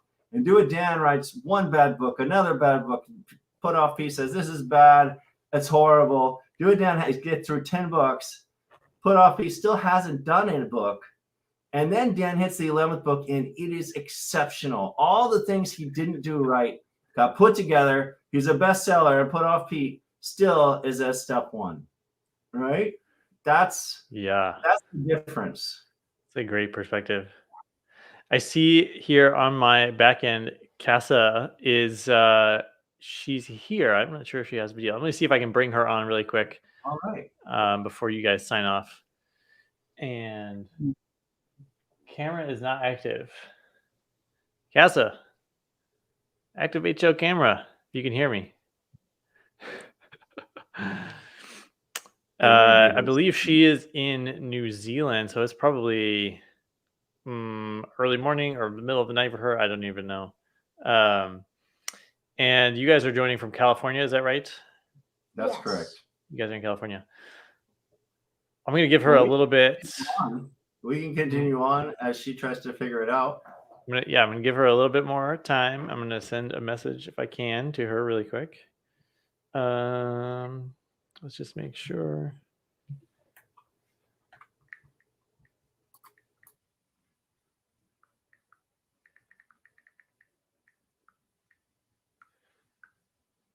Okay. All right. What it- So how about Logan takes you through a tiny bit of what he does in the junior mastermind when he talks about the monsters? Yeah, that would be Yes. great since we haven't heard much about the actual exercise yet. Okay. Tell him about the no monster and go from here. All right. So the no monster. The no monster has some of the most power. It grew with every no we heard. It gained strength from all the other monsters.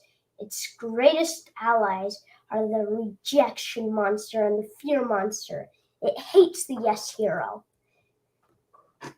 Now acts like that monster came to you. You can't write the chapter. Don't even try it. No. Now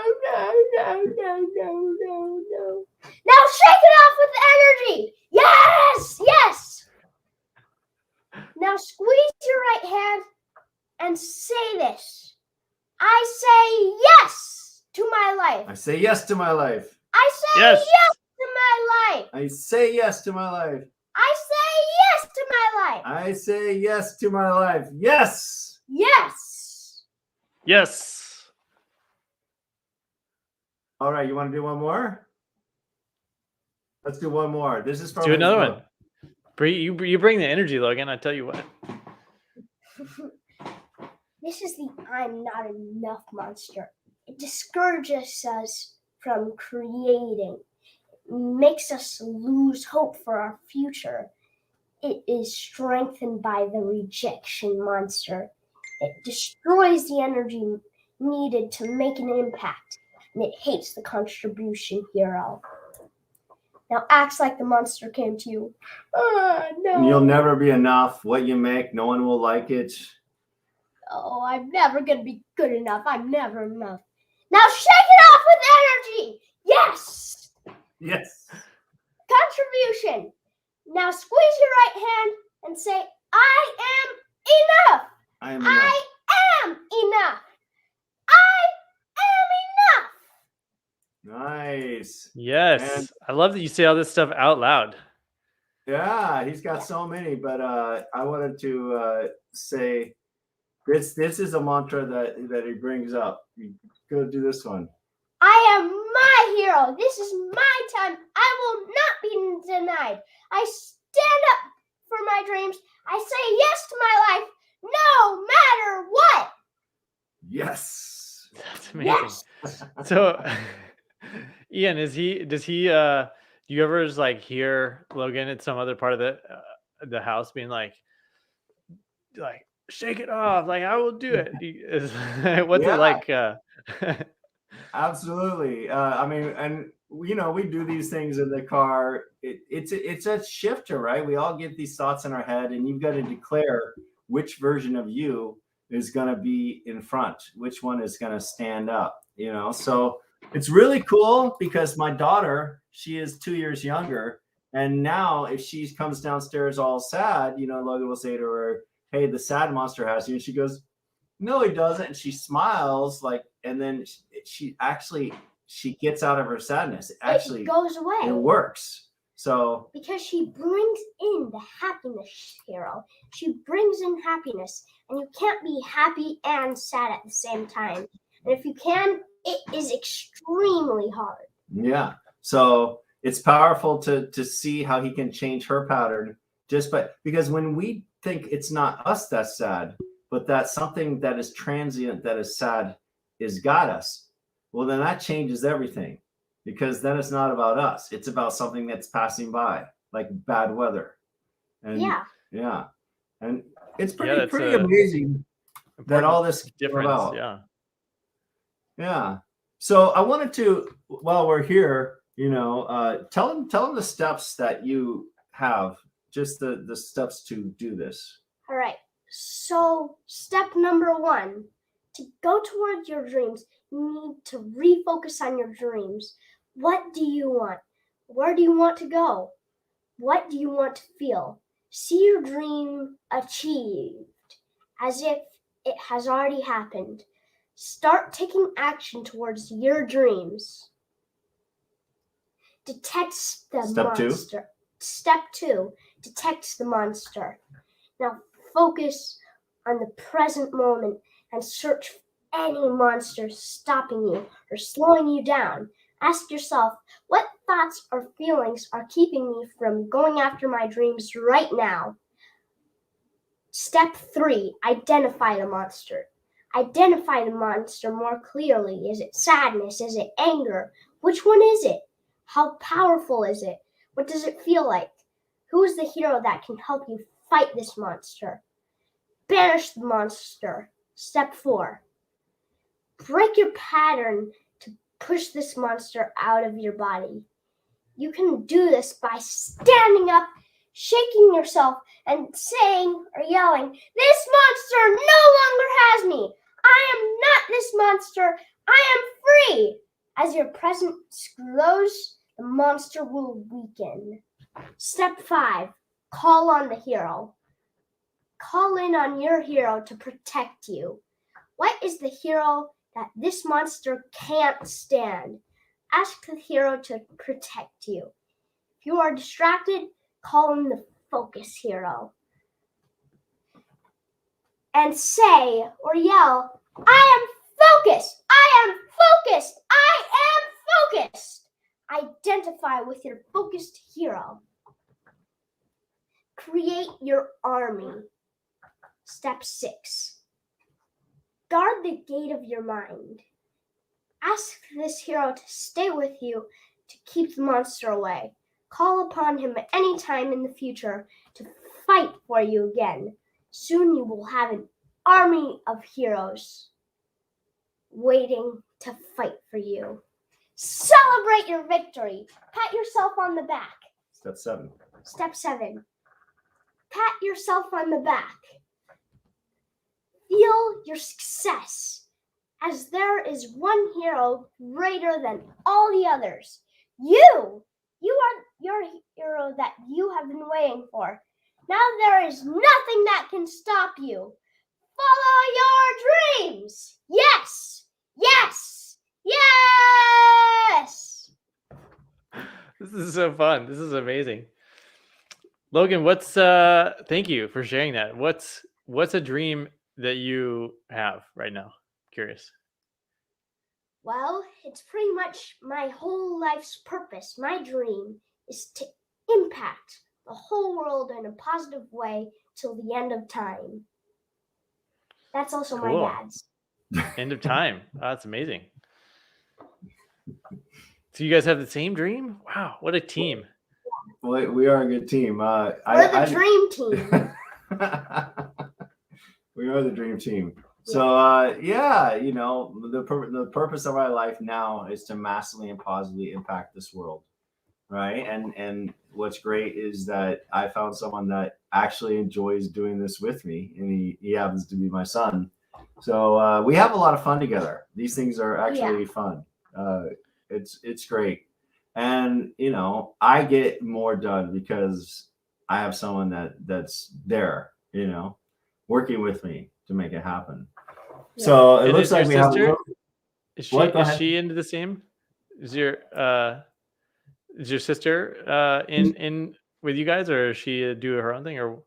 She's a little young, but she loves doing the incantations. Yeah, Yeah. she does. Yeah. She loves the incantations. Yeah. Yeah, I dig So- it too. I want to do that more. Yeah. There's a lot of them, right? Hey, this is a good one. God's wealth is circulating all around me, and I feel so grateful. It flows to me in avalanches of abundance. All my needs, desires, and goals are met instantaneously by infinite intelligence. For I'm one with God, and God is everything. So I'm guessing I make about $1,000 every time I say that one. It seems like though it's also $1,000 of work because Yeah, with there's work. abundance Yeah. comes work. Right. So what do I mean? I mean, when you get in that state where you feel abundant, then things just kind of flow to you, right? So Yeah. Yeah. So- Whether it's this chapter or a course or going to a retreat in Florida. or a job opportunity, or business opportunity, or a coaching client, or people in my mastermind, abundance flows to me, right? So I love that one. It's real simple, really small. I can name things that And let me just jump in here because we've got it looks like Casa has figured out Oh, good. her stream. So let me see if I can bring her on real Cheers. quick. Hi. Casa. Hi. So Hi. sorry about that. I'm going to spare you the boring details, but it's on my phone now, so that's good.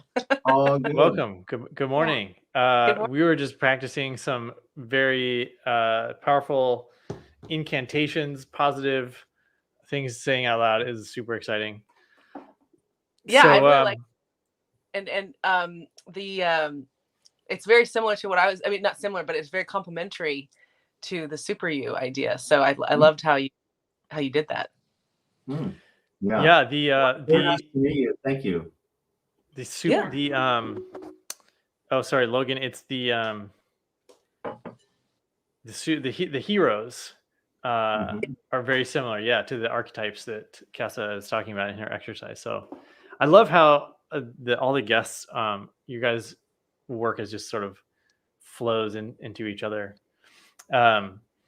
So Ian and Logan, thanks so much for joining us, and good luck with your mastermind. Great to meet you, Logan.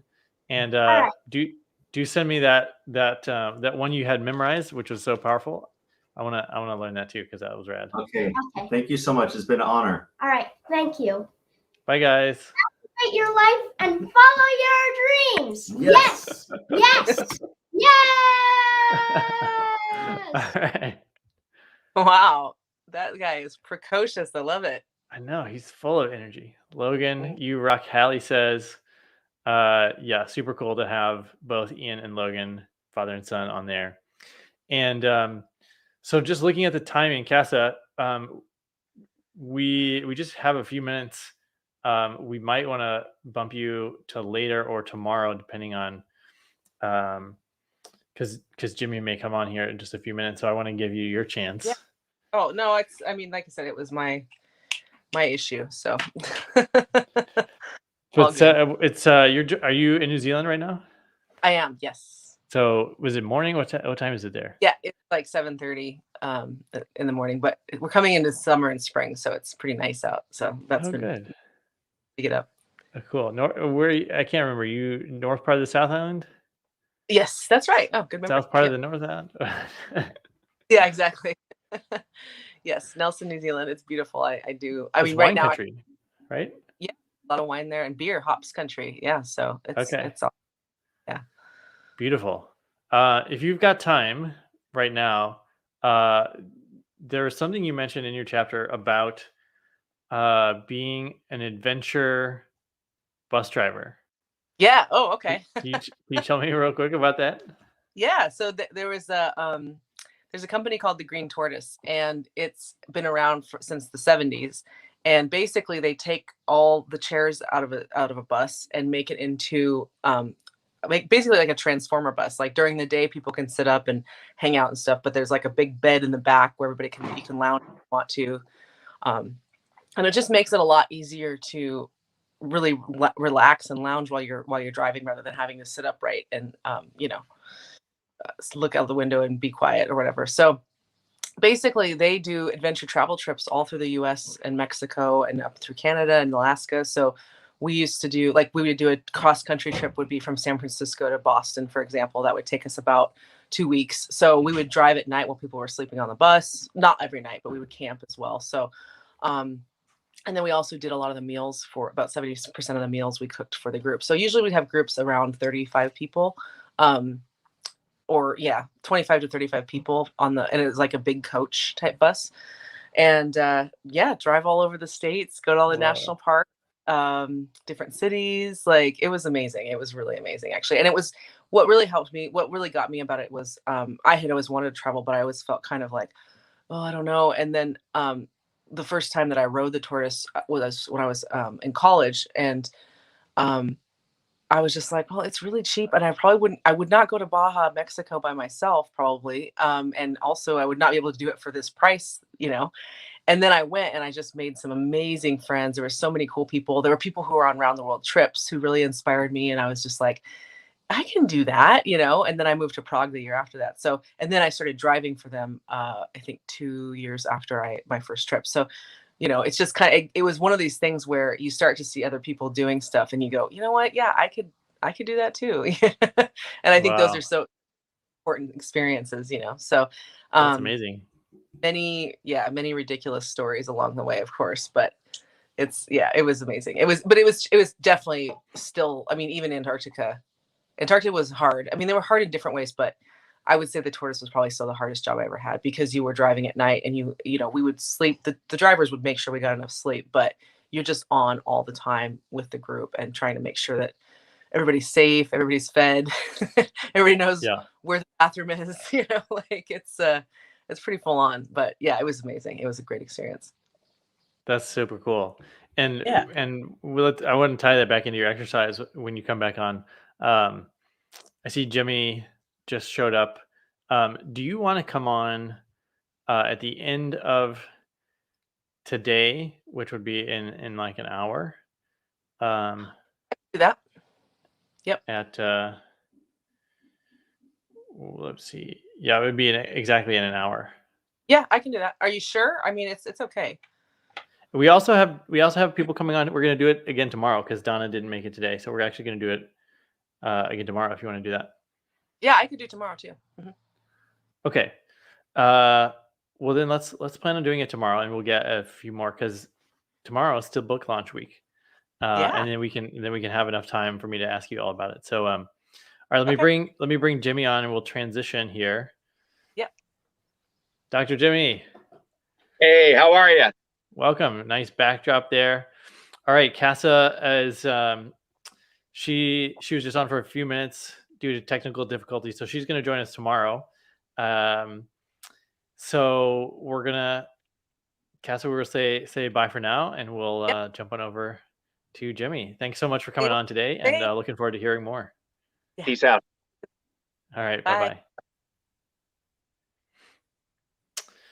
Welcome. Hey, Derek, how are you? I'm doing great. Just talking with Ian and Logan, and he mentioned doing a micro sprint with you on your chapter. I already partook in his chapter to get my chapter ready. It was great. That's so cool. And I love how all these chapters and the people in the book, you know, there's so much connection. And so you're joining us in character as Dr. Jimmy today, but you also have another aspect of yourself. I'd love for you to share about that. I can transition to the golden boy if you need me to. Woo! That's all it takes is the glasses. Yeah. Yeah. Well, so I read through all the chapters of everybody I was going to be talking to today again last night, and I think for some reason yours really impacts me more than anybody else's. And it's such a simple exercise. So would love to just hear, you know, how you started using the mirror technique, as you call it. I think it goes back to our childhood. If you had a brother or sister or a good friend, you always played the no blink game where, you know, you'd get close to your friend and you'd stare at them. The first one that blinks lost. And, you know, you go on cross country trips with your sister and, you know, you think of all the games you thought you were the only one inventing, but, you know, kids all across the country are doing that one. So we did the blink game. And again, you're close to close looking into eyes. I've been dating a very beautiful lady for the two and a half years now. And one of the first couple weeks we were together, she started looking into my eyes and I couldn't really look more than a few seconds, and I would deflect, and I would, go, oh, look at those beautiful trees, or look at the flowers, but I couldn't really look into her eyes yet. And it sort of picked an interest of mine that had been working on. And everybody has a mirror. Everybody has a mirror at the house. And it's used, like I've mentioned, for makeup, for brushing your teeth, for brushing your hair, but you're never looking and connecting with the eyes of the person that's in front of you.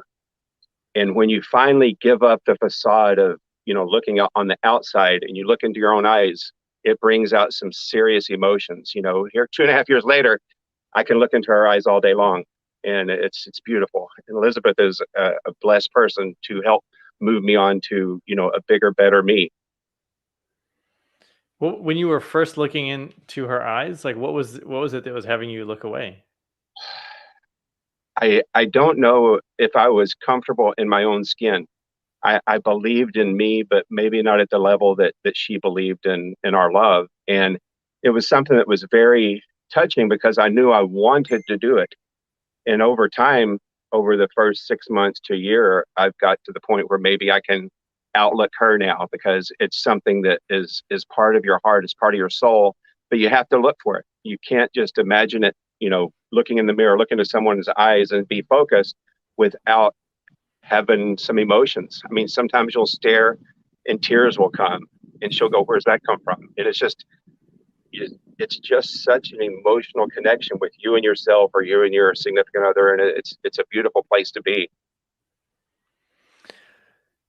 And so it seems like maybe your exercise is like taking it just beyond getting comfortable with looking at yourself. But then when you get to that place, okay, now you can hold the gaze, then what? I think I've lowered it to 2 minutes for obvious reasons. I think people don't think they can give 5 minutes for anything that would be for self-care a day. And if you try to look at, when I tell people, I'm a dentist also, so we set a timer for people to floss and brush and everything. And when you set that timer on 2 minutes and you try to look at yourself for 2 minutes, you start glancing down at the timer because it's already 2 minutes and it's been 30 seconds or 45 seconds. Because now your mind starts wandering. You're looking into the inside of your soul through your eyes, and sometimes it's what you want to see, and sometimes it's not. And every day is just a little bit different. But if you have 2 full minutes, it seems like a lifetime in the beginning, and you're seeing things that are such a deep personal touch to your heart, and it's way past the external anymore. You're going deep inside to a connection with yourself. You're getting connected with yourself to a pure level that you probably never have done in your life, ever. And you're still doing this? Absolutely, every day. Every day. Every day. And how long have you been doing it? Almost 1.5 years now. Yeah, so it's pretty. Over that 1.5 years, like obviously, maybe not obviously, but is the experience is changing? Like, could you talk about what the difference is now? It's just to be able to make it 2 minutes was my first goal. And so once I was regularly able to get it to 2 minutes without glancing and deflecting, and you literally, if you have any other people in your house, you have to shut the door and focus on you for 2 minutes. And most people are very peripheral. Their persona is looking good, making sure everything's straight, but they're not looking on the inside and making sure everything on the inside is straight. So from the beginning to now, I think that the deepest thing is you have things that you're working on. You're learning to be a better person at so many different levels, even on external things like being a better cook. If you're looking in your eyes, you're like, I can do this. I know I can do this. It's something that is in me. I can grow from this 2 minutes. I wanted it to be something. Everybody has a workout partner or a workout group that they go to at the gym or wherever they're at, or even at their house. And you always have to have somebody to work out with. Tennis, golf, all these sports, football, wrestling, you always typically have to have someone else to wrestle or do something with. And with this small 2 minutes, everybody has a mirror at the house. I don't know of a bathroom in America that doesn't have a mirror. And everybody has 2 minutes. So when you can get a place and an exercise that you can't say, well, I don't have a mirror, because I would doubt it. You'd have to take a picture of your bathroom and I'd send you one. That's the first offer. Anyway, but to be able to, but to know that it's something as simple as a way to start growth in a way that you would never expect. You don't know where it's going to take you. I mean, some days you're looking at yourself and you're like, I didn't even think of that. And you're still able to connect one-on-one with yourself. It's a tough thing. It's most people, I don't know if people give up trying it, but the people that have tried it are really newly attuned to their heart. Yeah, it's I've had similar experiences looking into other people's eyes, and I'm not sure when the last time I looked that long in the mirror, but I should do it just as I should have done before this interview, just to see what I would find. But I'm also curious because you've used this with other people. I think in your chapter you talk about some high performers like an NFL coach, for example, using this technique and it changing how they're showing up. Would love if you could just share an example, when you've taught this to someone else. This particular NFL coach was on a lot during the Thanksgiving, Christmas holidays, and did news shows about upcoming games. He is a former coach and former general manager. Anyway, being a dentist, we have a different connection because you're in people's 18 inches of space, so it's a very personal relationship already. And I just watched a weekend where he was on several times, and Coach needed a dental makeover a little bit first, and then we started working on the rest of it. So we got his smile, and he picked up the mirror to look at it. It was perfect. The top ones had been done previously by a dentist before me, and I did the lower ones. And he said, "McDowell, that looks great." And I thanked him. I asked him to keep the mirror up, and I said, "Coach, just take a look. Just take a look into." He thought I was going to say, "Look, take a look at your mouth." I said, "Take a look into your eyes." And so now he's doing he's doing this. I said, "Coach, you're not looking in your eyes." I said, "Look in your eyes." And from that point on, he understood that how he was perceived necessarily by players and the public was different than how he perceived himself. And it's been an ongoing process over time. And a lot of people that do it, they reinvent their persona. They believe in it more, or they change it. I used to be I used to be brown. And when they wanted me to be my wrestling character, the Golden Boy, it changed me. I mean, it over the top, outgoing. So you can change your persona with something as simple as looking into your own eyes. It's very deep, very deep. Mirror, mirror on the wall is deep. Wow. Okay, well, you said, here's something I'm curious about. I don't know much about the world of wrestling, but you said when they wanted your character. So are you part of a league that comes up with a character and then it's you show up as that character? Well, typically how it works is in the beginning, when you're a greenie, a beginning wrestler, some veteran sees you and has a vision of how they see you as a wrestler. Some people go into the farmer mode with a cowboy hat, or they go into the biker mode and they come in on a Harley. They find a position in their mind for you, and then you start working on and fine tuning that. And I never could really find something because being a doctor, I was the real doc, and I went in some 1970, 1980 gear, a little bit like the disco look and stuff like that. But as they perfect your persona, they go, that's you. And so they come up with a vision of the new you. I haven't had a haircut probably in 3 years because they won't allow me. It's going to get longer. So what you see now is what you get. That's so cool. But they do pick out the league that I wrestled does. They encourage you to keep the same character while you hold a belt. I hold the AIWF Latin American Heavyweight Championship. Last year I was their North American Heavyweight Champ. And due to COVID, I gave up that belt because I wasn't able to travel. Nobody was able to travel, but I didn't feel right not being able to wrestle and defend the title, which I do regularly now. Well, congrats on holding a belt. So my impression is that some of those bouts, some of those matches are planned to some degree. How much is that? Are you planning the moves with the other wrestler, or is it just more like Olympic wrestling where you're just sort of trying to get points and I'll take a 1-second diversion. In 2000, Vince McMahon went before the New York Athletic Board, and because wrestling was handled under the guise of an athletic event, they always had to have doctors and physicians, everybody on staff ready at each event. He said, "Listen, guys, it's sports entertainment." So from 2000 on, we gave up the facade of I can bet on this match, which you really shouldn't be able to bet on a match that the preconceived outcome. We know the outcome, but we have to take the whole match to get there. All the moves are ours. We work through those. The finish is the only thing that we typically know. Okay, interesting. Yeah. So how does that work with the belts?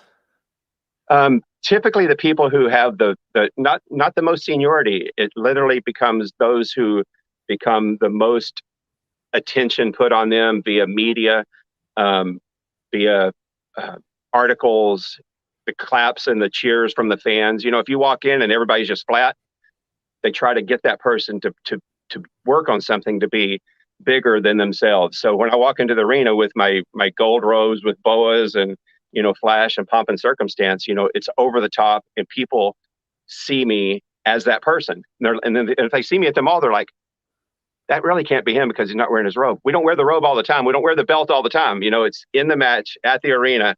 And actually, that's not true. I carry it with me where I travel. So I do throw it on at inadvertent times to get out of situations. You travel with the belt or the robe? Yeah, I actually travel with both. I usually keep the belt on my dash. And once I was pulled over by a state trooper, and he said, "You're a wrestler." And I went, "Oh, you want to see it?" So by the time we were done, he gave me a warning for something. So I do keep it close to me to try to embellish whatever story I need told at the time.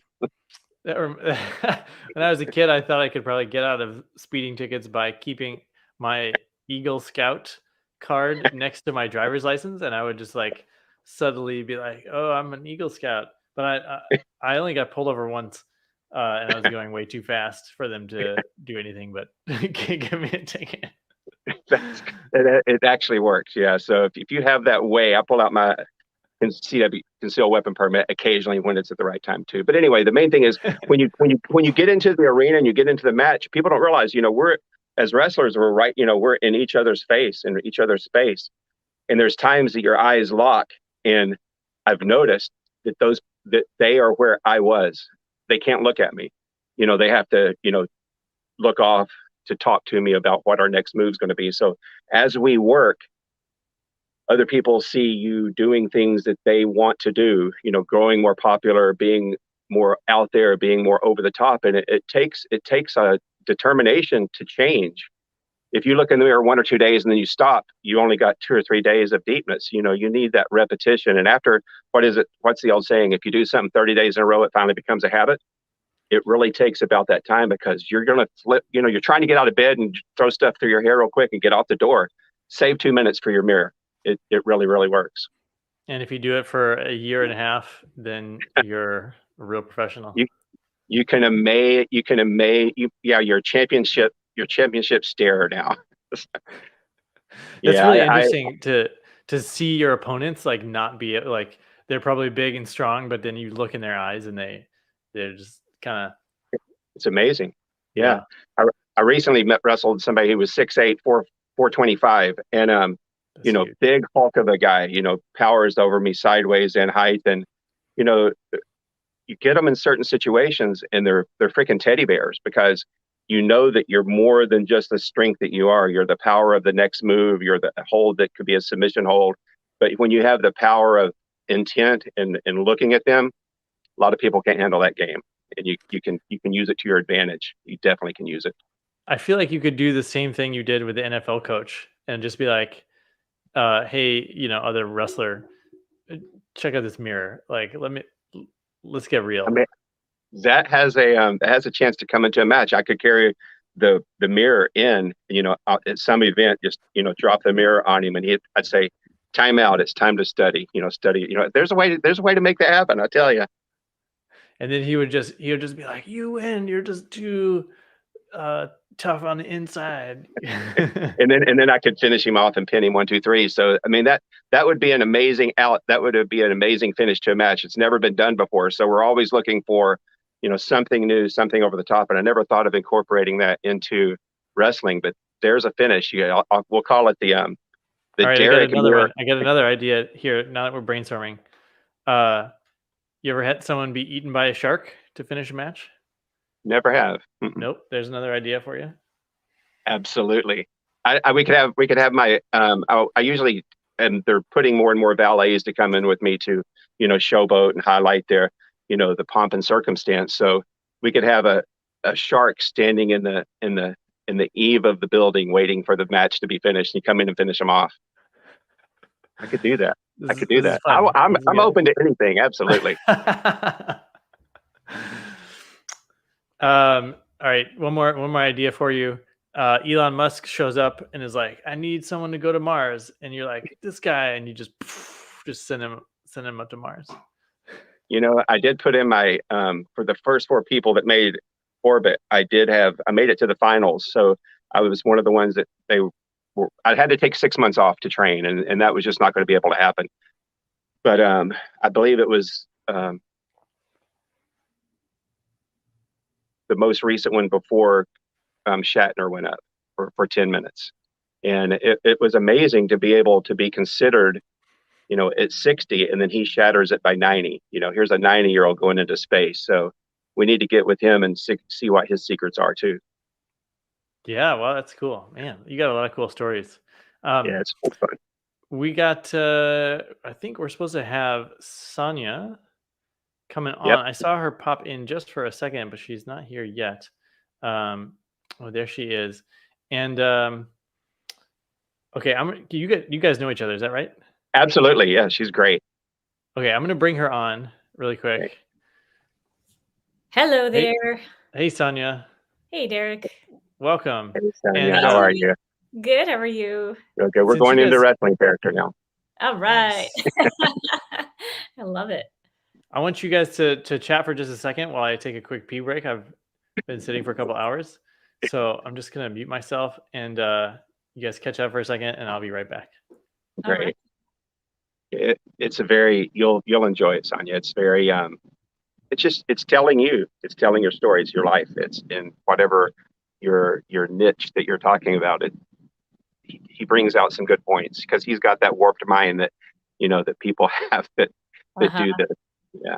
Nice. Is this all being? This is being streamed right now? This is live. This part's not. Not. Okay. Yeah. Okay. I'm praying it's not, because we don't want to talk about pee breaks. That's why I asked. That's why I asked, because it says live, but I don't. I figure when he said that, we're probably off the cuff. Yeah. Yeah. So, are you in Florida right now? Yeah, I'm sitting. Oh, check this real picture. It was too Oh, noisy. I thought it was a virtual background. No. Oh, nice. It's like it's all back there. Ooh, that's But pretty. I was driving, and I didn't want to do a car. I didn't want to do a hotel. I couldn't get home because I was already 2 hours away. And it was just one of those places that it pulled me in. I had 10 minutes to go. I'm thinking in 10 minutes I've got to do my talk. And I pulled off in this park. There's nobody here at this time of day. Oh, nice. It's perfect. It's quiet. I can see the highway. It's about a quarter mile away, and it's just far enough I can't hear any of the car sounds. At least I couldn't hear any of the car sounds. I don't know if you can hear them.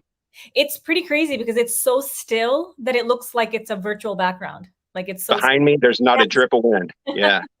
Oh, Derek, I wanted to tell you that it was not a virtual background. I'm in the park. I thought that was virtual. Doesn't that? I mean, it looks pretty cool. So it's a real park. Nice. Yeah. He will treat you very well. Where are each of you guys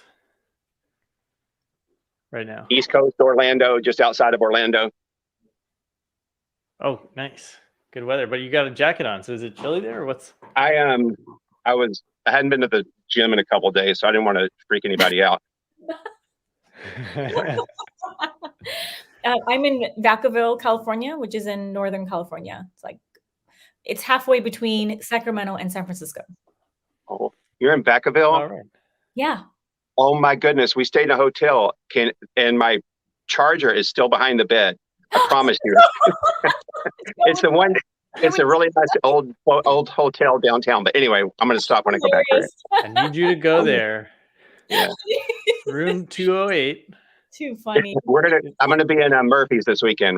Beth and I are gonna spend the weekend in Murphy's. Oh, I love Murphy's. Oh, Murphy's It's is so beautiful. We're gonna stay right on Main Street, second floor, overlooking the street. Oh my B&B, God, I love it Airbnb. there. Yeah. Love it there. Yeah. Awesome. All right, Dr. Thank you. McDowell, thanks for joining us. And will see y'all later. congrats. Thank you. And Good we'll luck, say son. bye Goodbye. and Thank move on you. to Sonia. So Thank you, long. Derek. See y'all. Bye-bye. Welcome. I believe this is our first time officially chatting. I think so. Yeah, I know. I've seen you speak, so I feel like I've talked to you, but I don't think we actually have. Well, all right, we got 15 minutes to talk about your chapter. What's the title of your chapter? It is the Emotional Mastery Challenge for Infinite Success. Yeah. Okay. And I remember there was I think that part of your chapter that I liked was like the getting curious part. And as I recall, that's a way to sort of understand what's triggering you and understand like what emotions are actually experiencing. Maybe you could talk a little bit about that part. Yeah, sure. So what you're talking about, so the tool that I've created, it's called the Emotional Fitness Staircase, and it's just basically it's a list of different types of micro emotions that you might be experiencing, and curiosity is one that is listed in there, kind of in the middle. So, and the whole premise is that when you're feeling one of these more negative emotions, and you want to kind of move up, but you're thinking, well, how do there's no way I can move up to being positive and being grateful or being joyful right now. There's just no way. One thing to think about is, okay, well, can you at least get to a place of interest, being interested in finding out why you're feeling this way? Get to a place of curiosity. So it's a place of curiosity where you're asking questions to just to be interested of, I wonder why I'm feeling this way. I wonder what this emotion is trying to tell me. And it's a way that you can kind of ask yourself questions about what you're experiencing. And it's also a way for you to start asking questions about what might be happening in a certain interaction with another person. So if you get curious and you start thinking about, I wonder why this person is behaving this way, or I wonder what's going on in this situation. When you do that, when you start asking those kind of questions out of curiosity, what you're doing is you're stepping out of a place of judgment and you're stepping into the role of the learner. You're trying to learn about the situation versus judging, which is there's a need for judgment, but in most cases, when we judge, we fall into a trap and we get stuck. So if you want to get unstuck, the thing to do is to create some curiosity around, what's going on? I wonder what's happening in this situation. And so those sort of lower steps emotions would be like frustration or anger or sadness or something like that. And then you're applying curiosity to try to figure out what's going on there. And I'm curious, when you do this for yourself, how easy is it when you're in, I don't know, anger or in sadness to move to curiosity? Because sometimes it seems for me like it's hard to even like get a foothold out of that emotion. Yeah, that's a great question. So I think that when you're first starting this type of practice, it can be a little bit challenging in the beginning, but the more you practice, it becomes easier. So now it's much easier for me to pivot when I'm in a place of judgment, which happens. It happens to all of us. We judge. But as soon as I notice that that's happening, I now can easily kind of shift and say, okay, what questions can I ask? But when I was first starting out this practice, it was very challenging. And that's what I talk about in the book. In my chapter, I list out some steps that you can take, especially if you're just beginning this type of practice and you get stuck in one of these, bottom floor emotions like anger, resentment, depression, just being sad or, being frustrated. And how do you get yourself out of those types of emotions and move into a place of, okay, now you can actually move forward. So it's not necessarily that those emotions are bad.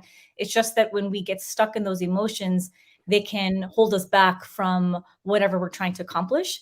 And so when you're trying to get to that place of a curiosity and you're not ready yet, it's like, okay, I'm still too angry. I'm really triggered right now and I can't move into that place of curiosity.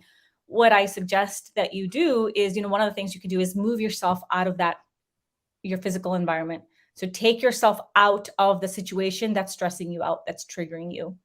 So, just go for a walk, go to the bathroom, go do something, go get a glass of water, do anything to get yourself physically out of that situation so that you can just pause for a moment and just be. So there's no need to do anything. You just need to take yourself out of that situation. Oftentimes that's that very first step that you need to take, especially if you're having trouble kind of shifting in the moment. Yeah, I did something like that last week. I was feeling angry and kind of lonely, and I was like, I just need to go to the gym. And it ended up coming back after a few hours after I went to the gym, but it was like it created this window where I wasn't experiencing such intense emotion. So it kind of like just like getting out there and lifting some heavy things was helpful. I'm curious. I think you allude to talking about discovering what is actually triggering you to have those emotions in the first place. And I'm curious, as you started doing this practice, if you looked at your own sort of trigger patterns or what you learned about why certain emotions were coming up for you. Yeah. So a lot of times, what I've seen in my practice, my personal practice, and also just working with my clients, what I've discovered is oftentimes there are some deeper emotions underneath that one on the surface that we're experiencing. So oftentimes we put our emotions into 4 big buckets, right? I'm happy, I'm sad, I'm happy, sad, and angry, or maybe just, something else, right? So 3 or 4 different main buckets. But when we get really precise and we can name that micro emotion, then we can start uncovering what's really truly triggering that emotion. Because if we stay really high level and we say, I'm just really mad right now, I'm really angry. Okay, what's underneath that? So let's break that down a little bit. So if you start getting curious about that emotion, what you might find is that underneath that anger, there might be a sense of frustration. And if you start digging under that, you just start asking questions about, well, what am I so frustrated about? Why am I so frustrated? Where is this coming from? You start digging even deeper, you might find out that you're frustrated because you're actually really hurt. You're hurt because someone said something or did something that hurt your feelings, or you're feeling very hurt. Okay, you start asking questions underneath that. Well, what is triggering this emotion of being hurt? And you start digging and digging, kind of peeling away the onion. You get to a place of kind of, you do this little root cause analysis in a way where kind of you figure out what that root of the issue is. Because if you say you're angry, it's much more difficult to then say, okay, well, what do I do to not be angry, right? You might just be slapping on a Band-Aid and not really getting to that root. But what I would like people to start thinking about is really getting curious about the micro emotion that's underneath whatever it is that you're feeling at the surface, and get to that root cause so that you can actually do something about moving forward. And I imagine there's a certain amount of vocabulary, a certain amount of being able to identify what emotions you're experiencing, which I remember, doing a check-in with some of my clients, and I was like, what is it you're feeling right now? Let's do a feeling check-in. And they're like, I'm feeling good. And it's not as descriptive as it could be, right? Mm-hmm. So, how do you distinguish when you get into the subtle emotional differences? How do you learn to distinguish? Yeah. So if someone says I'm feeling bad, or if you're thinking, I'm just not feeling good today. Well, let's decipher what that means. So if you can, I'm sure you've heard of that saying, if you can name it, then you can tame it. Or so if you can name what exactly it is that you're experiencing, then we can figure out how to control it, or at least to regulate that emotion and not get stuck in it.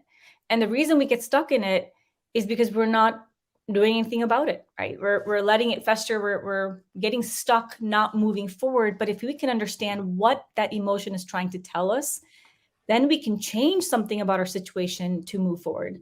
So one tool that I shared with you it's called the Emotional Fitness Staircase.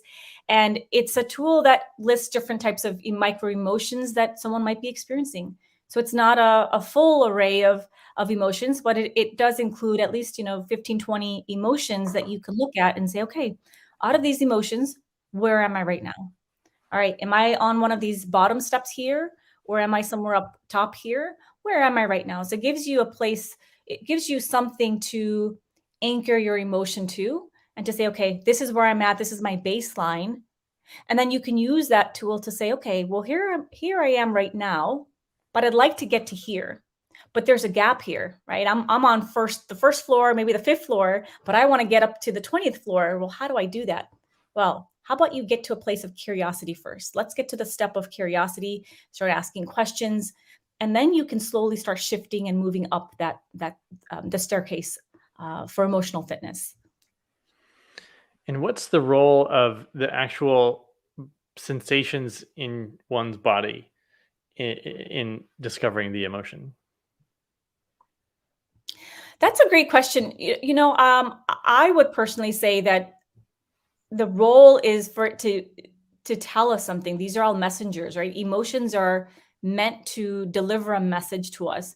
And so when we experience it in our body, it's a trigger, it's an alert, it's a signal that's alerting us that something needs to change, something needs to happen. It's alerting us, letting us know. It's just giving us a signal. It's not good, it's not bad. It's just saying, hey, this is what the situation is. And it's up to us to recognize that as a signal and then do something with it.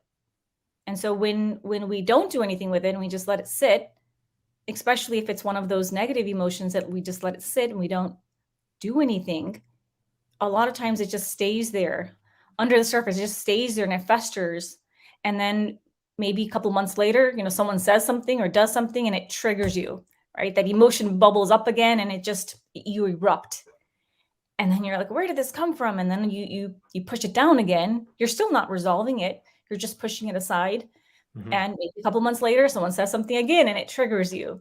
So these triggers, they come up each time we are dealing with an unresolved emotion. And oftentimes we can feel it in our bodies. So the more attuned you are to what you're experiencing, if you can name it, and really get in tune with your body. Where am I feeling this? Where am I experiencing this emotion in my body? Am I holding tension in my neck? Am I holding tension in my stomach? Am I holding tension in my back? Where is that tension? And just pause for a moment and start observing what you're actually experiencing. And then you can start asking questions around, all right, what is this trying to tell me? What do I need to do differently? If at all, what do you need to do differently? And then you can start moving forward. But so often we can't move forward because we don't even know what it is that we're experiencing. We don't know because we haven't taken the time to pause and say, okay, my body is trying to tell me something. My emotions are trying to tell me something. What is it?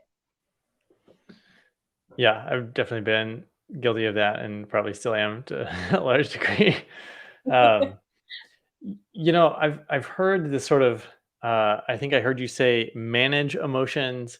And I think we have a tendency to want to control our emotions or to like be the boss of them. Or I have little kids, like I want them to control themselves and they don't have any control mechanisms. But it seems like managing your emotions seems like the healthy term rather than trying to control. But I think some people may still be resistant to managing their emotions. Maybe you could just speak to like, should we be trying to manage our emotions? Yeah, that's a really great question. I would actually use even a different term. Okay. I like to use the term regulate. Regulate. Okay. Yeah, I think that's actually a much stronger term to use because yes, there can be a negative connotation to the word control, right? We're trying to control ourselves, and if you try to control something, then we're actually making it worse, right? Because we're trying to squeeze and you're controlling.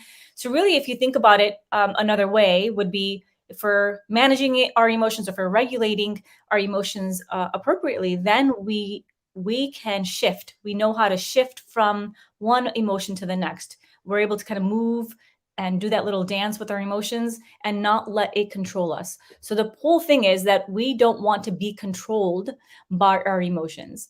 We want to use our emotions and use them to help us, to drive us forward, but not let our emotions dictate our behavior, right? So an example of this would be, someone, you're in a situation and you have really strong, powerful emotions, whether it's positive or even, negative emotions, but these are really powerful, strong emotions. These can drive you and motivate you to go make some change, positive change in the world. You can actually use these emotions to fuel you, right? When you're passionate about something, you want to go make some change happen, and it actually keeps you going and helps you stay in the game longer. However, if we don't regulate those emotions, we let them get out of control, we let them just run wild, we know that doesn't end well either. And there's actually an analogy that I've heard Robert Greene, the author Robert Greene, mentions, and it's the analogy of the rider and the horse. So if you think about your emotions as the horse, that's the animal that you're riding, and the rider being your cognitive ability, so your mind. You need both. You really need both to be successful in life. But what you want is, you want your mind and your cognitive ability to really be in control of your actions and your decisions, but you want your emotions to be the driver. They're the ones that are going to propel you forward. But you need both. You need the guide, and you also need the horse to kind of move you forward. And so if you're not regulating your emotions, the horse is just going to go whichever direction. Exactly. So if you don't do anything, it's going to go, wherever it wants. There's going to be no direction. And this is when you have those, emotional outbursts maybe, or you suppress your emotions. You don't even think about it. You just kind of bury it. And then years later, or maybe months later, it erupts through some triggering situation. At the same time, if you try to control it too much, right? Like you suppress it, or you're like, you know what, I'm not even going to think about this. I'm going to just suppress it, move it aside. Think about what would happen if you tried to control that animal, that horse, and you try to kind of squeeze that horse, and I don't want this horse to move forward. What's going to happen? That horse is going to go wild again, because that horse doesn't want to be squeezed like that, right? So you have to really think about what's that right balance. What's the right balance that I need to have to let my mind be the guide, let my emotions drive me forward? What's that right balance that I need to have? Yeah, it's a useful analogy for me. Before we are expecting one more person, but they haven't showed up yet. So maybe you could share, how can people find you and learn more about your work? Sure. So you can check out my website, influentialleadershipacademy.com. And I have the tool available. If anybody wants to download the tool that I was talking about, the emotional fitness staircase, you can download that tool, learn a little bit more about how you can identify your emotions, name your emotions, and use them to really help motivate you and drive you forward. And so my background, I'm a leadership coach. And so this is a topic that I teach and I talk about because it's really it really does impact the way that we show up as a leader. It really impacts the way that we manage our teams. So the more emotional fitness someone has, the better capable they are of running a successful team and really helping guide their team and helping their teams be successful. So I think it really does go together. Successful leadership and emotional intelligence, emotional fitness, they really go hand in hand. And have you seen emotional fitness be useful for people that may have other skills as a leader, like either technical skills or great relationship skills, or financial skills or whatever it might be. And I'm thinking of men here in a lot of ways. Like, have you seen it benefit them to sort of expand into this sort of emotional fitness? Absolutely, absolutely. So if we look at different research, we know that technical skills are very important and for our success, but they actually really only attribute to about, say, 15% of our success. The rest of our success is related to interpersonal skills, like emotional intelligence, the way that how self-aware we are of our own emotions, how well we can regulate our emotions, how well we can relate to others. That is all emotional intelligence. And so majority of our success actually is related to emotional intelligence. And the more you go up kind of in your leadership roles, the more the need for emotional intelligence. So let's say you're a software engineer. You may not maybe have as great of a need for emotional intelligence because maybe you sit behind a computer and you're kind of working on codes all day. However, now you become a manager of a team. Now you have to interact with people. You have to manage their performance and you have to help them inspire them to move forward. Now you need to really tap into, how do you relate to people? How do you communicate with them? Do you understand them? Do you understand yourself? So the greater your kind of your path to leadership, as it kind of continues, you have to develop more and more emotional intelligence if you want to relate to people in a way that people want to kind of work with you and people want to collaborate with you. It really ties directly to your success. Yeah, that's good. Good to think about.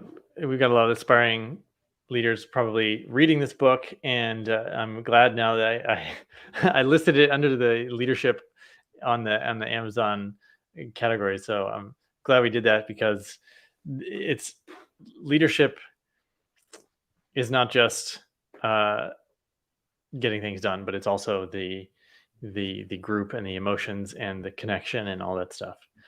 Well, absolutely. I mean, if you ask anyone to name the characteristics of their best manager, or to name the characteristics of their worst manager, it's always related to emotional intelligence. It's never related to technical skills. I mean, nobody says, oh, somebody was a great boss because they were so good at their financial skills. They're going to tell you that they were a great boss because they really understood me. They acknowledged me. They helped me grow. They mentored me. They, all these things that are related to emotional intelligence. Yeah, fantastic. I see that our next guest has joined us on the back end, so I'm going to add him to the stream real quick before we transition off. And Ron, welcome. Is that how you say your name? Yeah, or, Ron. Or Ron? Yes. Just Ron. So just Ron name. Hey, Ron. How are you? Yeah.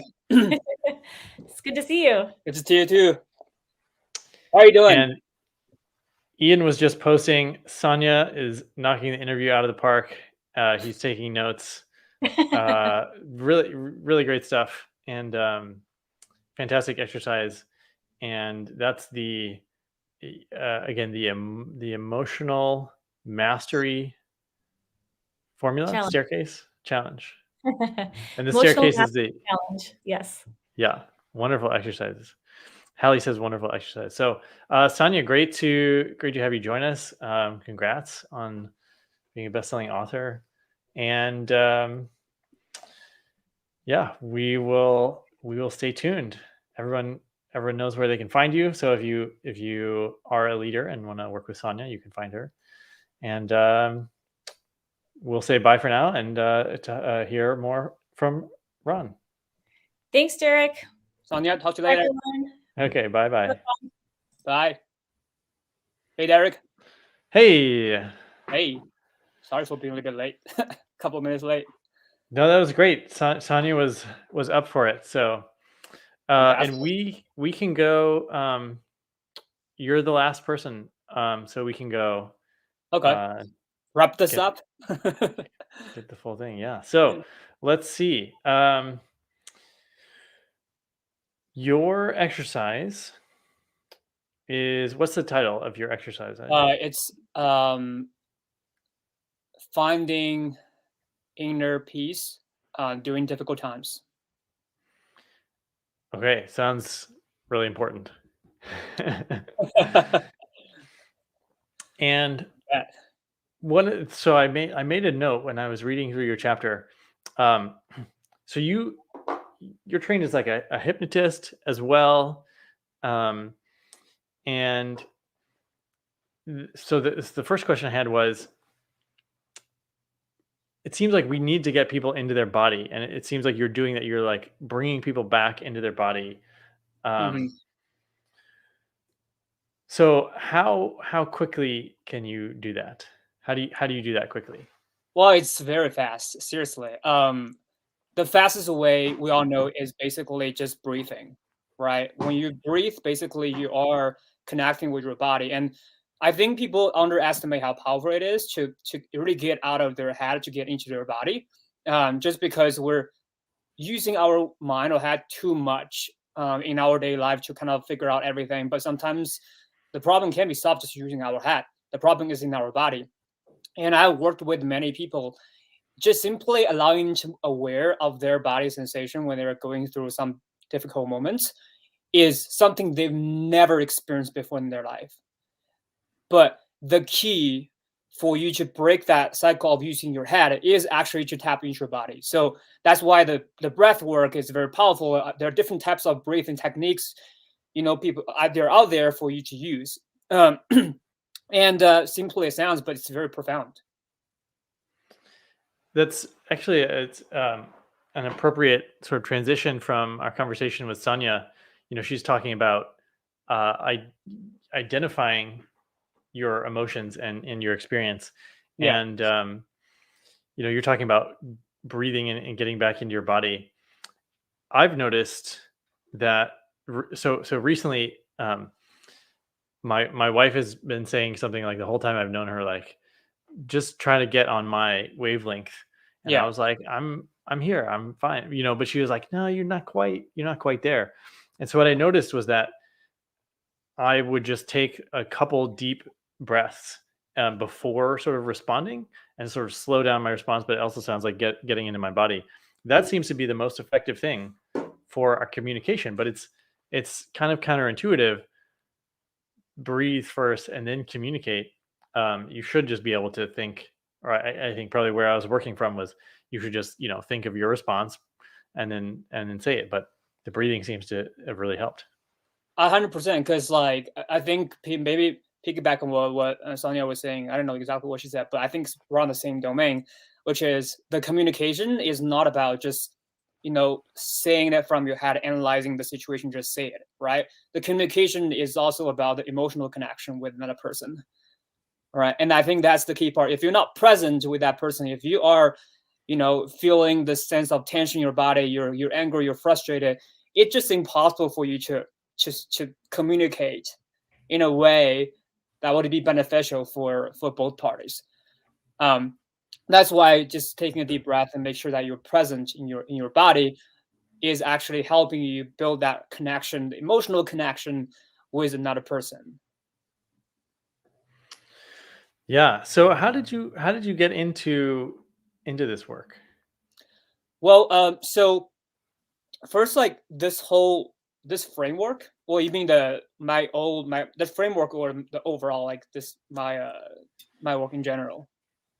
Your framework. Yeah, I'm curious about The framework. Okay. So, when I've been using hypnosis and NLP, all these things for many years, and to help work with my clients. And gradually, I've learned to incorporate a lot of kind of spiritual practices into my work. And I just luckily just one day I just kind of encountered this framework when I was when I met this kind of a spiritual teacher. He's basically introducing us this very simple framework. Simply said, basically, it's a body, mind, spirit, and heart, and we all have these four parts in our within ourselves. But sometimes, especially in the Western world, we're using our mind way too much, right? We're too relying on the mind to help us achieve things, to get attention, approval from other people, whatever. And we sometimes forget that there are other parts that are equally important for us to find the resources. And the thing that I use this metaphor is that if you drive a car, you only have one wheel, it's not going to work, right? So we will need to use all the different resources, different parts, for us to find that harmony and peace when we actually resolve one problem. And there's so many people who are trying to solve emotional problem, right? I call it try to solve an emotional problem in a logical way, which is you're using our mind, and they will never find a solution. Because the problem is not in the mind, the solution is not in the mind, and the problem is not in the mind either. So by incorporating other parts, you can actually find that resource within yourself, and then you'll be able to find a solution. I just noticed that's a very simple process to use. And for me, the most fascinating thing is that this process is easy to understand for the conscious mind to grasp what that means, because there are 4 parts: mind, body, spirit, and heart. But at the same time, when you use these 4 in a exercise setting, it really can help you deal with any emotion struggles you have. And more importantly, actually, when you begin to access these 4 parts more often, it becomes your body gets used to it, so it becomes your natural state, and you will be able to have like a long-term feeling of well-being. That's how I think about it. Do you notice that people generally tend to have more of, they start with more of just one focus, like mind focus or body focus or spiritual focus, and they build out the rest? Well, I think when we're born, we were just like pure innocent, right? We have like access all 4. But over time, I think our mind was getting more rewarded for getting the love, attention, and connection from others.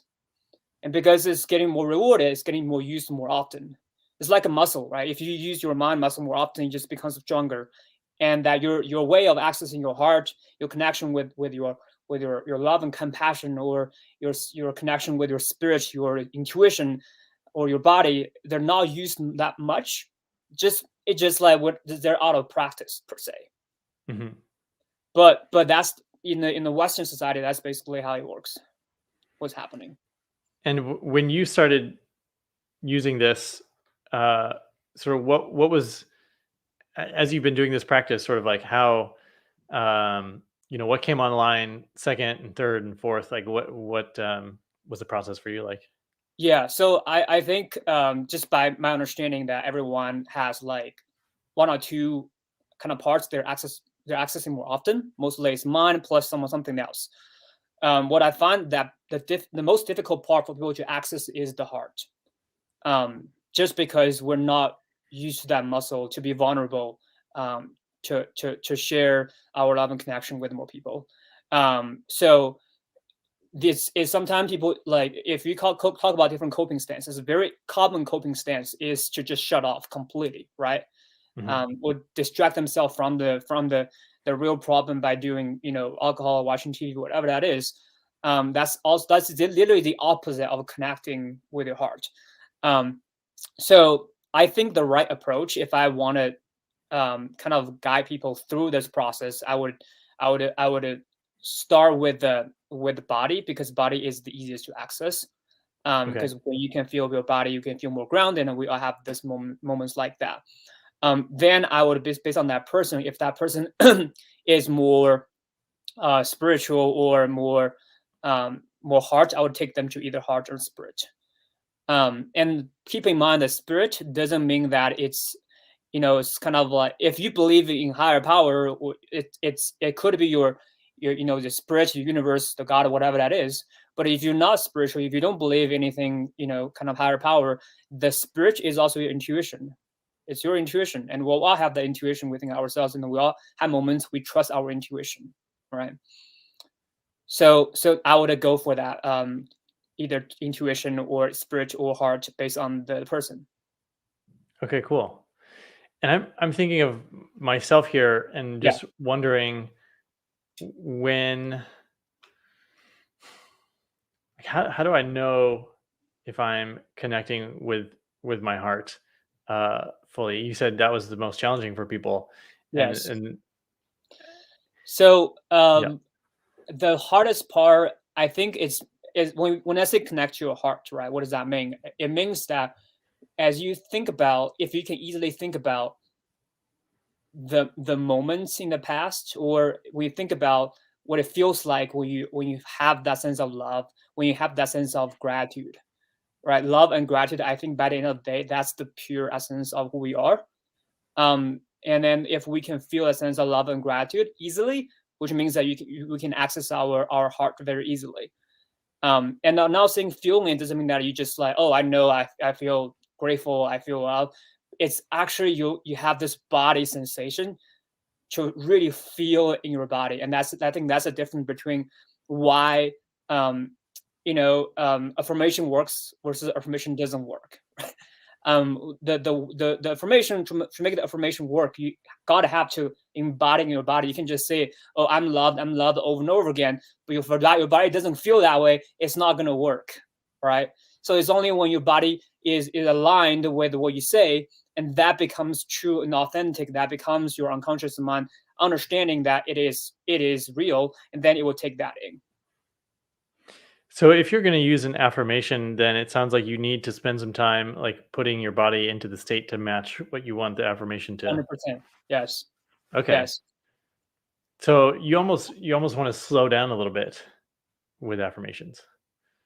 You almost want to slow down for a bit, yes, because it's not about the speed, right? It's more about the intensity and the alignment per se. Okay, so it's not about the reps; it's about the intensity. The reps are important, but without the intensity, reps makes no sense.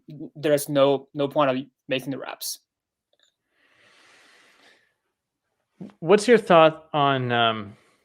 You mentioned, I think, eating and TV as, you could either do those things and sort of numb out, or actually feel how it feels.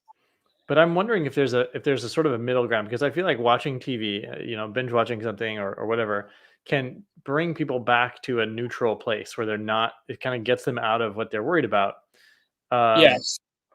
What are your thoughts on that? I think it gives you temporary release. That's how I put it. So when we're struggling with our emotions, normal people, there are 4 coping strategies people use to cope with their emotions. The first is placating, which is you please someone else, take the blame for everything. And second is blaming, which is you blame someone else for whatever that's happening, and you just think that you're nothing. There's nothing wrong with you. And the third is called super rational, means that you become extremely rational, try to find the answer and life solution just by using your head. And last one is called irrelevance, which means that you're distracting yourself from the real problem by doing something else. And all 4, they're coping strategies, meaning that they will help you feel temporary pleasure or temporary relief in terms of how you feel, but you're not really addressing the core problem. The problem is still there, you're not trying to address it. So what I normally tell people is that the key is to not avoid it, but is to embrace it, right? When we talk about if you go for like more kind of spiritual route, you kind of talk about shadow work, and that's basically the same thing. You're not avoiding, you're not escaping from the problem, you're actually facing the problem by embracing that feeling. And by embracing that feeling, meaning that you actually allow that feeling to feel in your body and be aware of that feeling. And when you're aware of your feeling not long enough, and that's the time when you actually begin to create that change. I like this. So there's this guy called Eugene Ganlin. So basically, he made this.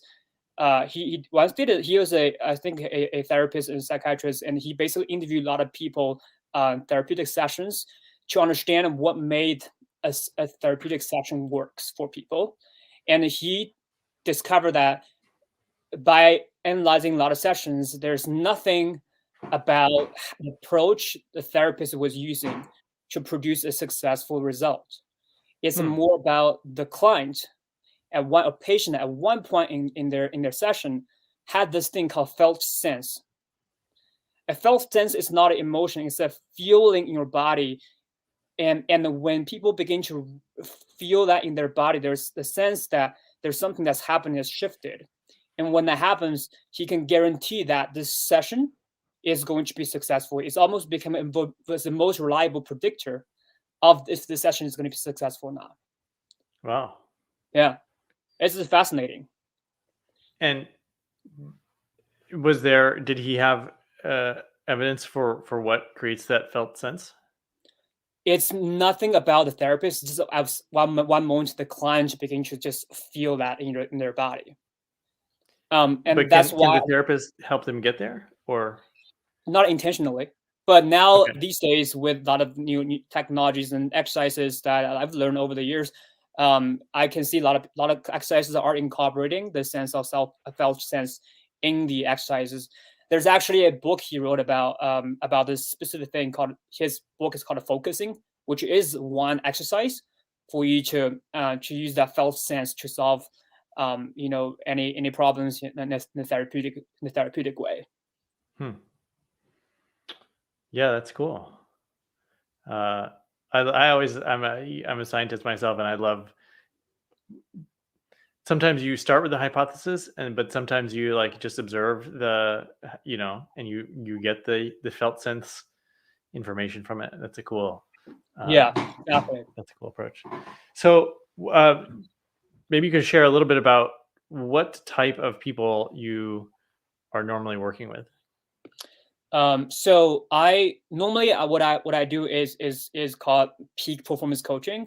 So I do work with a lot of entrepreneurs, artists, and performers. Basically, those people who are in a very high stress environment, to help them release their fears and control their emotions. Because for them, the stake is very high, so they have a lot of stress in their lives, and sometimes they just need the tools for them to get to a place where they can feel more peaceful and more calm when they are dealing with their situations in life or at work as well. Yeah, fantastic.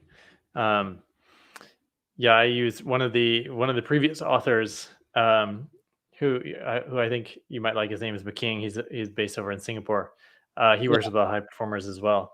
Nice. And he did a session for me and to help me with bike racing, because I was dealing with this mix of fear of crashing, which I got after I became a dad, but also just trying to access more energy in the race, and it was super effective. And the very next day, I ended up winning two bike races back to back. So it was like Nice. instant gratification. Yeah. Yes. That's how it works. So where can people find you online and find a little bit more about what you do? Yeah. So just check out my website.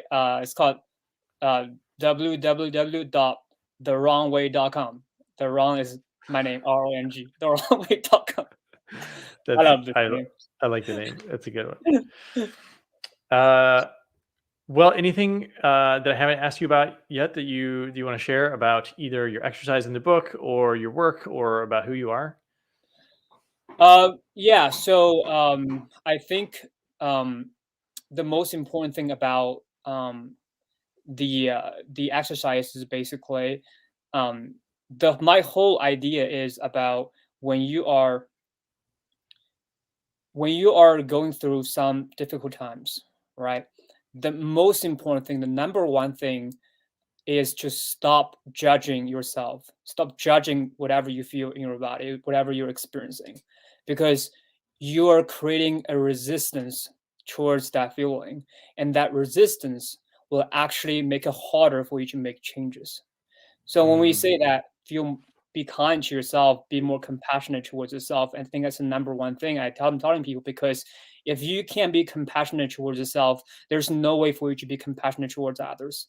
And our life is to create a more compassionate world. So that's just one thing I want to call out. And then that's part of the exercise as well, for you to actually begin to embrace that feeling, not resisting that feeling. Yeah, thanks for that reminder. And it sounds similar to what Logan was saying in a way, it's not, you are not that emotion or that monster that's inside of you. It's like it's something that's passing through you, Yes. and there's some compassion that arises from, like, that's not your full identity. That's just something you're experiencing. So yeah, Yeah. it's a great, Yeah. And that's a great one more thing, reminder. one more thing, just call out. I think maybe some people don't realize it, but I just want to say every single emotion comes out with a positive intention.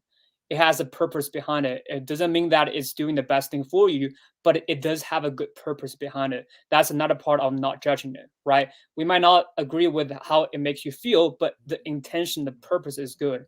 And once we understand it, we basically can work with that feeling in a better way. Gotcha. So a feeling that it's kind of yucky, like sadness or anger, Yeah. frustration, underneath is a positive purpose. Some sort of protection. Yeah. Yeah, it's a good consideration as well.